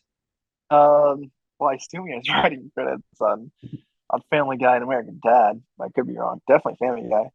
I think he did for Dexter's Laboratory too, for some reason. So I'm gonna go Johnny Test. Good job, Kody. It is Johnny Test. Yeah. Different Cartoon Network show, Johnny Bravo. He did have writing credits on though. So. Oh, interesting. I would not have guessed. If you threw Johnny Bravo and Johnny Tested, I probably would have picked Johnny Bravo. So shout out him. And Dexter's Laboratory. I think underrated show. Pretty good. Kody, at this current time, you lead by 1/6 of a point. So things are getting tight. Oh, I came back? Yeah. I mean, you're 3 for 3 so far in this round. So I am. Yeah, I got a couple more difficult questions for you here. So excited. All right. So penultimate one. Throughout the show Survivor, there have only been 2 contestants who have ever won the show twice. Name those contestants. Both of them? This is softball. Yeah, this is softball. Well, it's oh god. I can't remember her name. God damn it. Well, it's the Latina woman from season 7. Pearl Islands. Watched that season. I know, but I just can't think of her name right now. Okay, who's the other person? Is Tony, though, right? He's also won twice. Yeah. So it's Tony and the lady whose name I can't remember. I'll give you the point. It's Sandra. Sandra. Come on. Brutal. That's a survivor layup. That's the first one I've gotten in this category, right? That's tough. True. And it's a survivor question. That's all you know of it, really. Don't forget the third of a point you gave yourself for the fuck off question. That's true. I am doing hot with that third of a point. I will say I should have. I mean, the last time we did a trivia episode, it was asked who's the only female to win the show twice, and I knew it. It was Sandra, but I failed here. I forgot her name. I haven't been on the survivor grind. I'm unpracticed. You never watched Second Chance, did you? No, I didn't. I haven't seen either of theirs. I have seen both of their first wins, but neither of their second wins. So. All right. Fair. My question for you here is, how many James Bond movies have there been? Is it 15, 20, 25, or 30? I obviously there's been a shit ton. I'm just gonna go high. I'm gonna go 30. I'm gonna go with my gut. Ooh, it's 25. 25. Wow. I know it was a lot. It's definitely between those two. I mean, Daniel Craig. I mean, he pumped out like what 5 or 6 of them pretty quick. I think he did 4: Casino Royale, Skyfall, No Time to Die, Quantum of Solace. 5. I think we're forgetting one. Oh, there you go. Spectre. 5, yeah. Spectre. There you go. Yeah, there you go. 5. Spectre. Mina should legit just be in this competition. But I don't think she knew that off the top of her head. I googled that one. I googled that one. Fair. I should have gotten that one. God damn it. That was a 50-50 guess. I just missed. I needed that point too. You really did. But, I'm in the lead right now. Anyway, I don't think you're gonna get this one. But we'll see. In the classic Star Trek 09, maybe the greatest movie ever made. What former Marvel comic actor plays the villainous Nero, who is the time-traveling Romulan who has beef with old Spock? And a hint, not that it's helpful, but my favorite line of his from the movie is, "Fire everything!" When you said former Marvel actor, was it former at the time, or was it? Yeah. Yeah? It was okay. So someone who former Marvel comic actor, yeah. Someone who had already been in a Marvel movie. It's a great hint. It really is. It really is a great hint. So, I mean, just thinking like Spider-Man people, I don't think it's not, Alfred Molina. Could be Toby. It's not Tobey Maguire. Have you seen 09, dude? I have seen it, Kody. It's been a while. Obviously the X-Men movies are basically the only other like major, 2000s. So thinking of like someone who's in one of those, it's not Ian McKellen, it's not, Charles, it's not Hugh Jackman. Huh. Yeah. My guess is gonna be, Mina's like, oh, she knows it. She's obvious. Bad guy, Star Trek 09. I mean, I've definitely I just keep in my head, all I can picture is Malekith from Thor: The Dark World. When I try and picture this character, I feel like they have a similar look. Would you say that's accurate, Kody? They do, yeah. The pointy ears. Yeah. Malekith, he's probably got a more, messed up face, but I think they both have tattoos as well. So yeah, that's fair. Well, in honor of that, I'm just gonna guess Malekith, Christopher Eccleston. Eccleston. Tough role for that guy. It's actually Eric Bana, the Hulk. The Hulk, Eric Bana. How about Ang Lee? My favorite movie of all time, Eric Bana's Hulk. Yeah. Or Ang Lee's Hulk. Oh, it's bad. Yeah, it's like different. But yeah, he's kind of like he's very forgettable as that villain, and it really doesn't look like him at all. So shout out Eric. Great line though. Fire everything. Okay, yeah. I'm looking up the pictures now. It really doesn't look anything like him, but no. Scary dude. True. Is that all the questions? Do you have one more for me, or is that all? I got one more for you, Kody. One more. All right. Before we go to the final two, this is your chance to either take the lead heading into the last two. So, Really? my question for you is: name 3 of the 4 children of Kanye West and Kim Kardashian.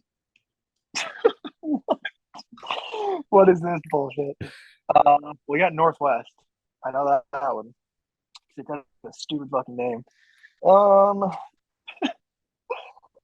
other ones, I might have to take a third of a point here because I don't think I'm good. Did they do something else with West? That was stupid. It's like maybe they wouldn't have done East West. I would have heard about it. All of the names are obviously not like traditional names. I'll just say that.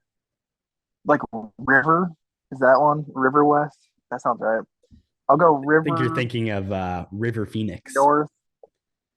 Rip. North. I'll just go south too. We'll throw it out there. Maybe they did that. No, they're very opposed to all other cardinal directions besides north, unfortunately, Kody. I was just talking to Kanye before the pod, and I actually asked him about that. And he said they would never do anything other than north. But the other options, obviously, Chicago, Kody. Chicago West. Kanye is a big fan.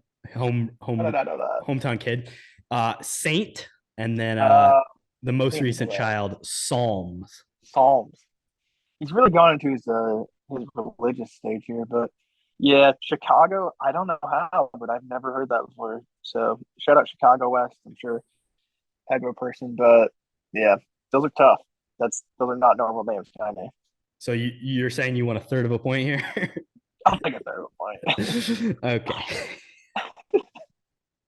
Our scoring system is so I will probably have to go back and make sure, but at this current time I have the score as 15. I'm down like three quarters probably. 15 and 4/6 or 15 and 2/3 to 16 and 1/3. Okay, so I am down. You are down 2/3 at this current time. So if I get this right and you get this wrong, it basically just comes down to the next couple questions here. Well said, Kody. The final 2 questions, Mina. Take it away. Okay. So the final question is from a former roommate of yours. And they were Dylan Schultz. What is the largest dragon to live in Westeros? Like ever. Well, this is bullshit. I have no chance of getting this. Well, good thing there's 2 questions. You could get the other one. Well, it's okay because Cody's not going to get it either. I think I know the biggest dragon. Oh fuck! It's Drakkar. No. It's Drogon, I think. But that was Daenerys's.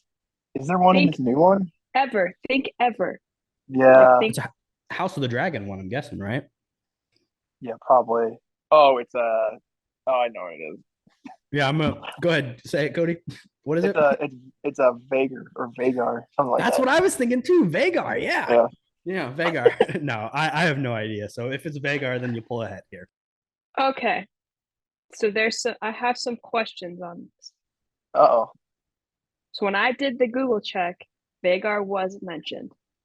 But they also say Balerion, which is the answer Dylan gives. Because Vagar is like supposed to be the same size as Balerion. So well, it's probably just Balerion, then I'm just wrong. It's not very surprising. But Vagar's big. So is Drogon. I will say my initial Google, Vagar does pop up. That's what comes up for me. I say you should get the point. Dylan put it in the other one there, right? Well, yeah. Put it in Balerion. I don't know. Oh, we got some controversy. Who's bigger, Vagar or here we go? Which is bigger, Vagar or Balerion? By the time of the Dance of Dragons, the death of Balerion and Mexorus, Vagar was one of the largest dragons in existence. She was said to have been as big as Balerion was himself, and only Vermithor and the Bronze Fury was close to its size. So basically, this is just saying that Vagar was just as big as Balerion. So Kody, take the point. I'll take a pity point. I don't know. I feel like with House of Dragon, whatever, Game of Thrones stuff, you can really just say it. Like George R. R. Martin can say anything, and that's just canon. So who actually knows? Probably true of most intellectual property. The creator can it's like George Lucas. Yeah, but I think he changes his mind all the time. Like, I don't know. Well, he hasn't written the books yet, so he's still got time. It's a living document. That's the beauty of it, right, Kody? Wow. Okay, so you currently have the lead with that questionable Yeah, I jump frog there. Controversy. There's some major controversy here. up by a third of a point. Gotta keep it interesting, guys. What All a right. comeback. All This is right. the it comes down to this. All right. Uh-oh, I'm gonna And this blow is it. also We got a This will be 3-2-1 tight. this one too. Okay. Yeah, I agree. So the final two movies. So Nightmare on Elm Street, not Nightmare Before Christmas. Well, it doesn't matter because they're both 95s. So No, but it does matter. You need to think about the people in the movie. okay. And the original Halloween. Okay. So Mm. is it higher than 95 is the question. The thing is, that's really fucking high. Well, if I'm gonna go against my gut, I don't know what to do here. The problem is if we both guess the same thing, I can't Yeah. win. But if we both think that, and then we both guess the opposite thing, then we just both get the same thing anyway. I'm just gonna guess. All right, Mina, give us a countdown. 3, 2, 1. Up. Lower. It's higher by 1 point. Let's Halloween go. is a 96. Motherfucker. Cody blew it. Today's bullshit. All right, guys. How is it so high? Really looking All forward these to fucking horror movies. Cody talking about why The Last Jedi is the greatest movie of all time for 30 minutes. But no, I really want to make you talk about Star Trek 09. well, I'll give you something good, but that'll come at a later date. Wow, Cody, what a close matchup. Did you think it was going to end up that way? Yeah, about halfway through, I think I was down about 10 points. So not really, but no, that ended up being a nice little competition. It's probably good I lost, just so we didn't have any, Game of Thrones, controversy. But came down to the wire there. That was fun. And I'll say if the score is wrong, I'm going to jump in here. Boop. There we go. I'm assuming the score's right, though. So shout out to us. Good work. And thanks to Mina for coming in and helping produce the episode a little bit. Not a problem. Yes. Big time shout out, Mina. Appreciate you. Yeah. All right. Well, let's move on to We Have a Podgorithm. Our classic category. And you say that there might be some updates coming to this category soon. So, really? And the movie that I'm pulling is gonna be Fargo. Oh, nice. Mina, do you have any thoughts on Fargo you want to share? There's like a movie reference or whatever. Ever seen Fargo? Like a TV show does that, and that's all I know from Fargo. Haven't seen it, but what TV show? This is 40. It's a movie with Paul Rudd. It's a sequel to Knocked Up, and he's laying in bed with his wife on a trip, and they're talking about ways they'd kill each other. And he's like, "You've seen Fargo?" And he goes, "What chipper?" That's how he'd do it. And she'd kill him very slowly with the cupcakes he eats secretly. Fargo? That's what I think of Fargo. Yeah, the wood chipper reference. Good flow. What do you think, Cody? 30 seconds. I'd say it's pretty good. I mean, I haven't seen it for a little bit, but the performances specifically, I mean, Frances McDormand and whatever the other guy's name is. What's that character actor's name? The shameless guy? I don't know. William H. Macy. Yeah.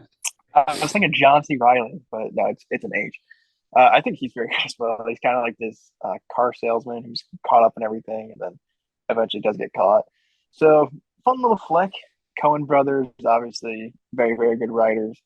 And it's one I would recommend if you've seen it. So, yeah, good one. Shout out Minnesota. I think the great thing about Fargo is just like it's one of the great, Frances McDormand and Coen brother collaborations. I mean, obviously she's married to one of them, but they've worked together a few different times, really? Notably Tragedy Macbeth recently.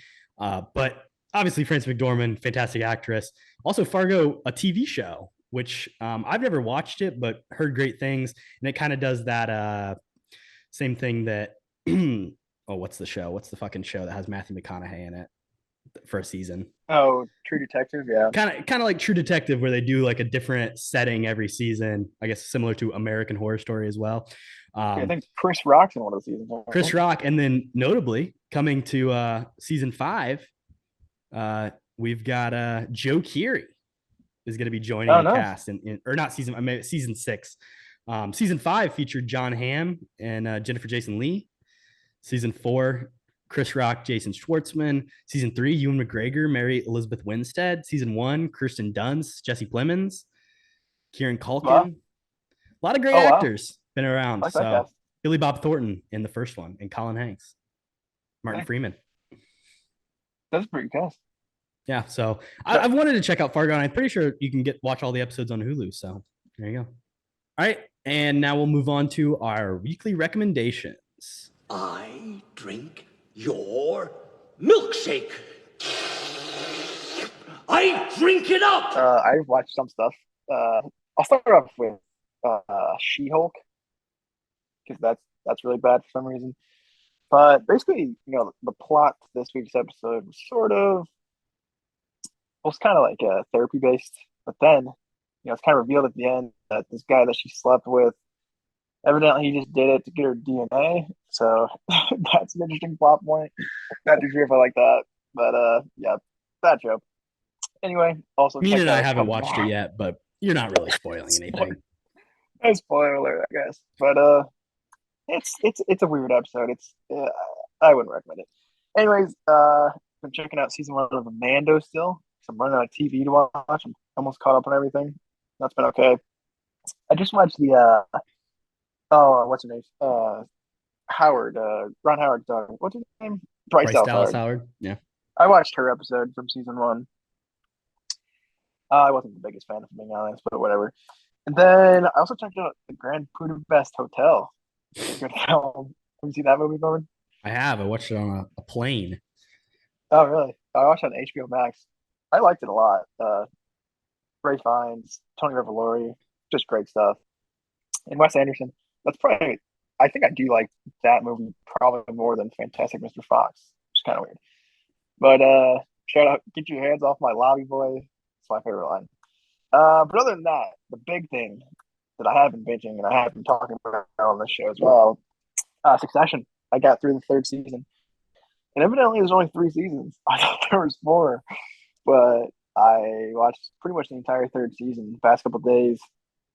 It's good. It's definitely better than season 2 and season 1. Sort of the thing that stood out to me was the guest stars. I thought were much, much better. This season they got Adrian Brody to play like this high-level investor. That was a great episode. And then also they got Alexander Skarsgård to play like sort of this tech CEO who's kind of buying out the company. And both those episodes I thought were really, really good. And then obviously the main cast is ridiculously acting wise. And then I don't want to spoil anything, but the twist at the end of season 3, it's pretty good. They are still doing the thing where they're just building up to a massive twist right at the end of the episode. Which, like I said before, I don't know if I love that format for first season of television, just because you're doing the same thing every season. But I think the payoff for this one was very good, and there was a couple seasons coming as well. So we might have to get Junior on here and talk spoilers and everything, because I know, Corbin, you're not completely caught up. But season 3, if you haven't seen it, I'd highly recommend it. Started to get back into it. The last couple nights, Mina was on a trip. I watched like 2 episodes of the 2nd season, so I'm getting there. We'll get there eventually. And we'll do a full Succession. Yeah, season 2's good. It's kind of just like it's all about character growth. I think, like specifically Greg, Tom, Shiv, even Roman. I mean, just like their growth into season 3. Like I like the direction they took all of those characters. Ken, he kind of just gets, fucked over every turn, but still love Jeremy Strong as an actor. But I mean, those like main 4 characters in season 3, I think are very, very, very good. So shout out the writers. They won a lot of awards and crap for it, and deservedly so. So definitely check it out. Yeah, I'm looking forward. And something interesting. I think Jackson or Carter sent this to us. I think it was Jackson. The actor who plays Logan Roy. I can't find his fucking name. Brian Cox. Brian Cox said that they weren't going to continue the show on just for the sake of continuing it for later seasons. So do you like that idea of maybe only doing 4 or 5 seasons if that's important, or what do you think? I like that a lot. I mean, I've said this before, but with TV, it's so hard to find a spot to end, and I think that's the hardest part about good TV is finding that ending point. So yeah, if they only do like one or two more seasons, like I mean, the movie's about succession of the company. Eventually, somebody's gonna have to succeed, and Brian Cox will step down from that role. So, yep, I would expect a couple more seasons at least, just because of how good it is and the acclaim it's been getting. But I'm definitely down if they stop after that. Kind of like Breaking Bad, like just do five and stick it. Yeah.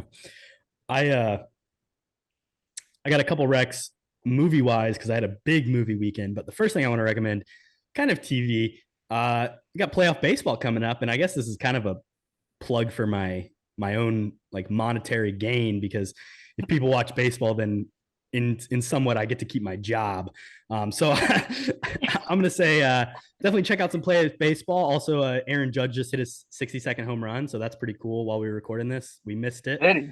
I did. Wow. So shout out him. Just a lot of fun stuff happening in baseball right now, and I think it's actually going to be a pretty competitive postseason. I would say maybe 10 of the 12 teams could make a run at things. So should be pretty exciting. New playoff format as well. So if you want to check out some baseball, this is definitely the time to do it. And then talking movies, saw a lot of movies this weekend. First, before the weekend started, I did go see The Woman King, which I wanted to bring up, Kody. When we were doing our AI pitch episode, you were pitching your movie and we were trying to figure out who should direct it. And my suggestion at the time was, hey, why don't we get the person who directed The Old Guard? And you were like, I don't even know who that is. And I was like, I also don't know who that is. Funnily enough, the director of The Woman King is the same person who directed The Old Guard. So, shout out The Woman King. Actually, a pretty good movie. Just to get the name of that director, it is Gina Prince Bythewood. I think it is a well-directed movie. It's big action set pieces. In terms of the historical accuracy and a lot of the complicated, listen, the movie deals with the slave trade, and there are some decisions creatively that maybe aren't necessarily historically accurate with the way some characters in the movie feel about the slave trade and the way things would have happened. I think you can read some great articles online about it. There's a Variety article. Let me shout out that. There's gonna be a lot of great editing here. Well, that's not Variety. Fuck. Another question, just a man. I believe you said for our Oscar episode that we made a bet that this would not get nominated for any Oscars. We bet $5 on it. Do you think you're going to? I think we bet $20, and sure. I might be owing you $20. No, yeah, I think so. I think especially really good reviews. I think especially in the categories of like you said, like costuming, design, makeup, hairstyling, that kind of stuff. It probably will get nominations. I also wouldn't be surprised if it didn't. I do want to shout out a New Yorker article from Julian Lucas called "Sisterhood and Slavery in The Woman King," and it kind of details a little bit of the both historical accuracy and inaccuracy of the characters in the movie. Really well written article. I don't think the decisions they make are necessarily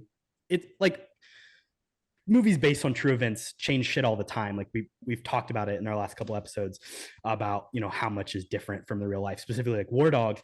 So listen, they took some creative liberties. I still think you should go see this movie. John Boyega is great. Obviously, Viola Davis is fantastic. Lashana Lynch also underrated, really good in this. Obviously, of Captain Marvel fame. Yeah, so I checked out The Woman King. The other thing is I had a big weekend. I saw 6 movies this weekend in New York. 5 different movie theaters, I think. So I'll just run through all those and talk about them a little bit here. So first one is from 1995, another Hong Kong movie from Wong Kar-wai, Fallen Angels. That was my favorite movie of the weekend. There's a reason they were re-showing it, but definitely recommend checking that out. Just funny, also just like a cool crime story. It's about essentially this guy who is a contract killer and his partner who's a woman who like helps him basically set up the killings. And then there's a third character that kind of comes in.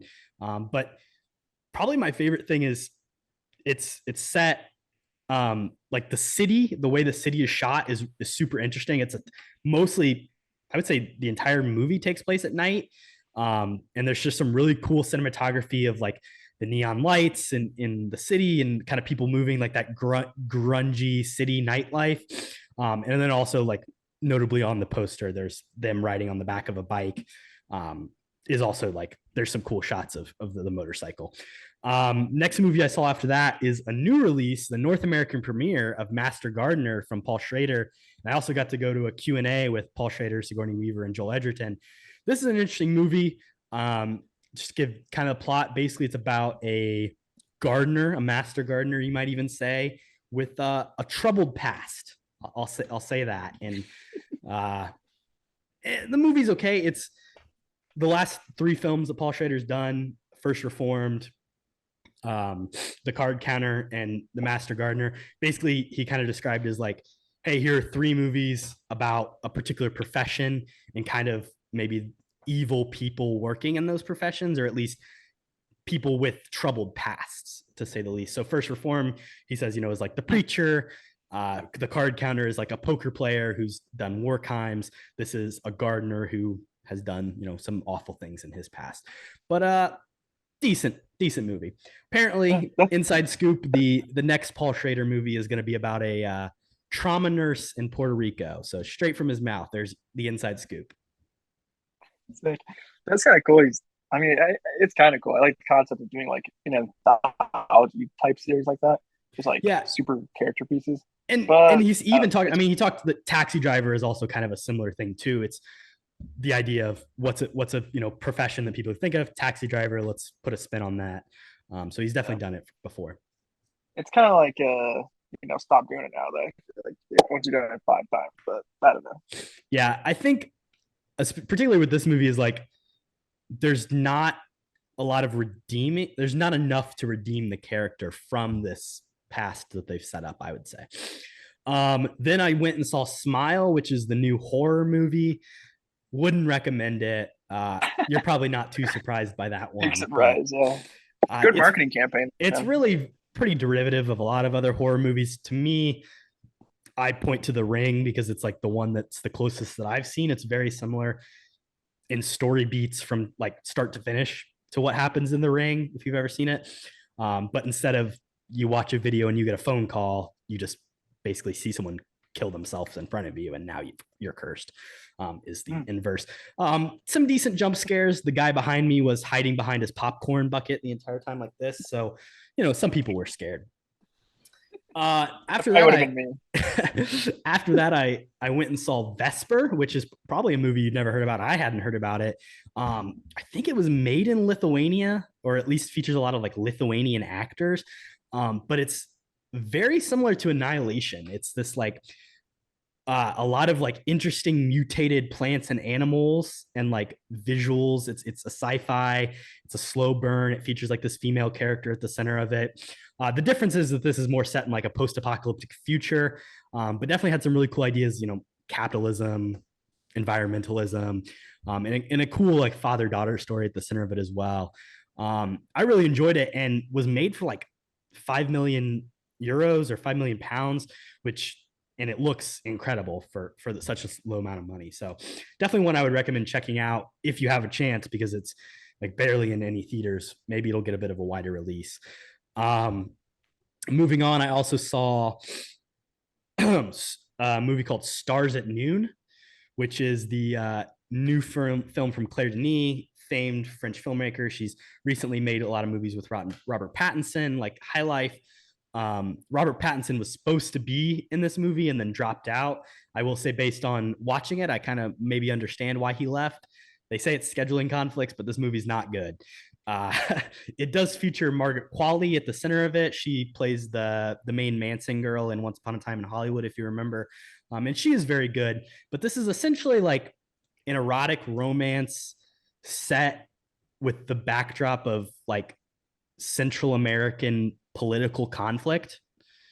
But like, and that sounds kind of like something I'd be interested in, but it's not whatsoever. It like, I read one review that was like, this shouldn't be like reading bits of a Wikipedia page about Nicaraguan conflict, like, because that's kind of what, like, it's like, it doesn't really explain the like socioeconomic political issues that are happening. It's based on this novel from the 80s where it was like in the novel, it's, you know, the Contra virus is more prevalent and it's more of the like the 80s political unrest in Central America. They moved it to modern day. So it's got like a COVID kind of thing going on as well. And then also like modern day. To me, it's really not great. There's also, I saw this and the Master Gardener film at New York Film Festival. In the movie, the main character says, "I love you" for the first time, and people laughed in the audience. So that probably tells you. That's never a good reaction. Never. You never want that. Yeah, never good. And then the last movie that I saw this weekend was a documentary in theaters. Kody, we talked about never seeing documentaries in theaters. I checked out this documentary that is coming out of Sundance, called Riotsville, USA. It's cool because it's entirely archival footage. Nothing was shot new. So it's all archival footage with a little bit of narration over top. But it's essentially about how in the late 60s, following the political unrest, particularly like the summer of 1967, famously, you know, Trial of Chicago 7 came out and detailed some of those riots in Chicago. This movie talks about leading up to those events, how the US military built a couple of these like pseudo cities where, similar to like nuke towns almost, where it's like facades of buildings, and they just like would come in and they would train in like for potential riots. So they're called like these Riotsvilles. So Riotsville, USA, they were built at a couple different US bases. The story, I think, loses a little bit in the fact that it's entirely archival. There is some like really stellar footage, both news stuff, and then just like a ton of footage within these Riotsvilles that was shot, which is really great. But I think it is probably lacking a little bit of stuff that could be added. But that, you know, it's a limit, like it's a small budget film, and you know, it's just a limitation of the medium they decided to work in. But definitely, you know, learned a lot about how basically our country is just as fucked, you know, 60 years ago as it is now, and not a lot has changed. The big takeaway is that President Johnson, following a lot of this unrest, set up something called, he set up like a commission, and it became known as the Kerner Commission, because that was the main guy, was his name Kerner. He was the head of it. But they went together for a year starting in 1967. They did a bunch of research. They had a huge report. And basically the findings of the report in 1968 were like, we need to pump $2 billion into underprivileged communities. We need to provide education, healthcare, universal basic income for the people, particularly like Black Americans in this country who are disadvantaged. And we need to focus on like integration and not separation. None of that happened, obviously. Like the main reason none of it happened is because we were fighting a war that was costing the equivalent amount of money every month in Vietnam. And also just like lawmakers didn't want to spend money on poor people, which again, things haven't changed in 60 years. But it was really interesting to see that, like, hey, like a solution, like a viable solution, maybe not monetarily super viable, but like a solution was proposed, that if we had just, you know, done that 60 years ago, how much better would our country be right now? It's a little sad. The only thing in the entire report, at least according to the movie, the only thing that they did follow through on was that the report suggested an increase in police funding across the board, across all this other increase in funding. But the only thing that was increased was police funding, which is, you know, pretty sad. And again, continues with some of the issues that we have today. I think it's hard to watch movies like this because it's like the decisions of the past have so much impact on modern society. I think it's important to recognize and know these things, but it's also really unfortunate that like something that happened 40 years before we were even born has had such like a huge effect, or I guess 32 years before we were born. But yeah, so basically I would recommend, other than Stars at Noon and Smile, I would say check out any of those movies. Tougher Smile. But yeah, sounds like a long weekend, man. Sounds like a lot of fun. Yeah. And the last thing that I want to recommend, and I'll throw it over to Mina to kind of finish things up, is we finished watching Only Murders in the Building, season 2. I personally was like, it was the second to last episode. It wasn't working for me. I think the finale kind of turned out to be pretty good though. So Mina, what do you think of season 2? I really liked it. I mean, I think season 1 was better. The problem is that like with a show like that, it's just going to be repeating itself every Very season. similar to Like, Succession. They got to have like a twist at the end and then lead into the next season.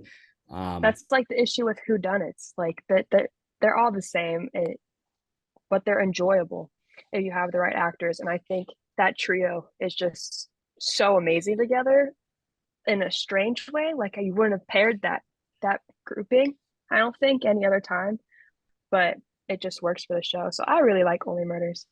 While I was on my trip, we watched some older movies. So we watched Scream, which is always a classic come Halloween in October. So shout out to that. Would definitely recommend. I would also recommend the new one that just came out. That one's pretty good as well. And then it came out this year. That does not feel like it came out this year, but it did, released earlier this year. And then we watched Hot Tub Time Machine, which was the first time I'd seen that. And what a movie. If you want just a good laugh and have no shits to give, solid movie to turn on. And then other than that, I also watched Hocus Pocus 2. And I'm a lover of Hocus Pocus. Hocus Pocus 2 just made me sad. And so like if you're gonna take almost 20 years, 30 years, I don't know, math, whatever. It was made in 1993. And it's 2022. They waited a long ass time to make a sequel. Is what I'm getting at here. You should do better, is all I gotta say. And it just did not do better. So don't watch it. Yeah, if Mina's saying don't watch Hocus Pocus 2, I would definitely take that recommendation. I'll take a word for it. All right, well, we got through it, guys. Mina, thank you again for coming on. Really appreciate your help on this episode. And Kody, I'm looking forward to the episode you have to do. Me too. Yeah, no, this was a fun one. Definitely appreciate me having on. But have me back anytime. I like knowing the answers that you guys don't. True. So the next trivia, you're gonna have to be got it. I think you would have done a lot better. But yeah, we can do definitely a fun episode. We'll just do maybe next time we'll invite people on and we'll be the hosts, Kody. Yeah, so we don't look so dumb. I like that a lot more. Y'all should do like a family feud. Bring on your separate friends and have those go head to head. I tell you what, there's an idea I already have, so all over it. So sorry. You're spoiling things. All right. Thanks for listening. A little bit of a longer episode. You're not here. Goodbye. Peace. Hey, Gavin. What you just said is one of the most insanely idiotic things I have ever heard. At no point in your rambling, incoherent response were you even close to anything that could be considered a rational thought. Everyone in this room is now dumber for having listened to it. I award you no points, and may God have mercy on your soul.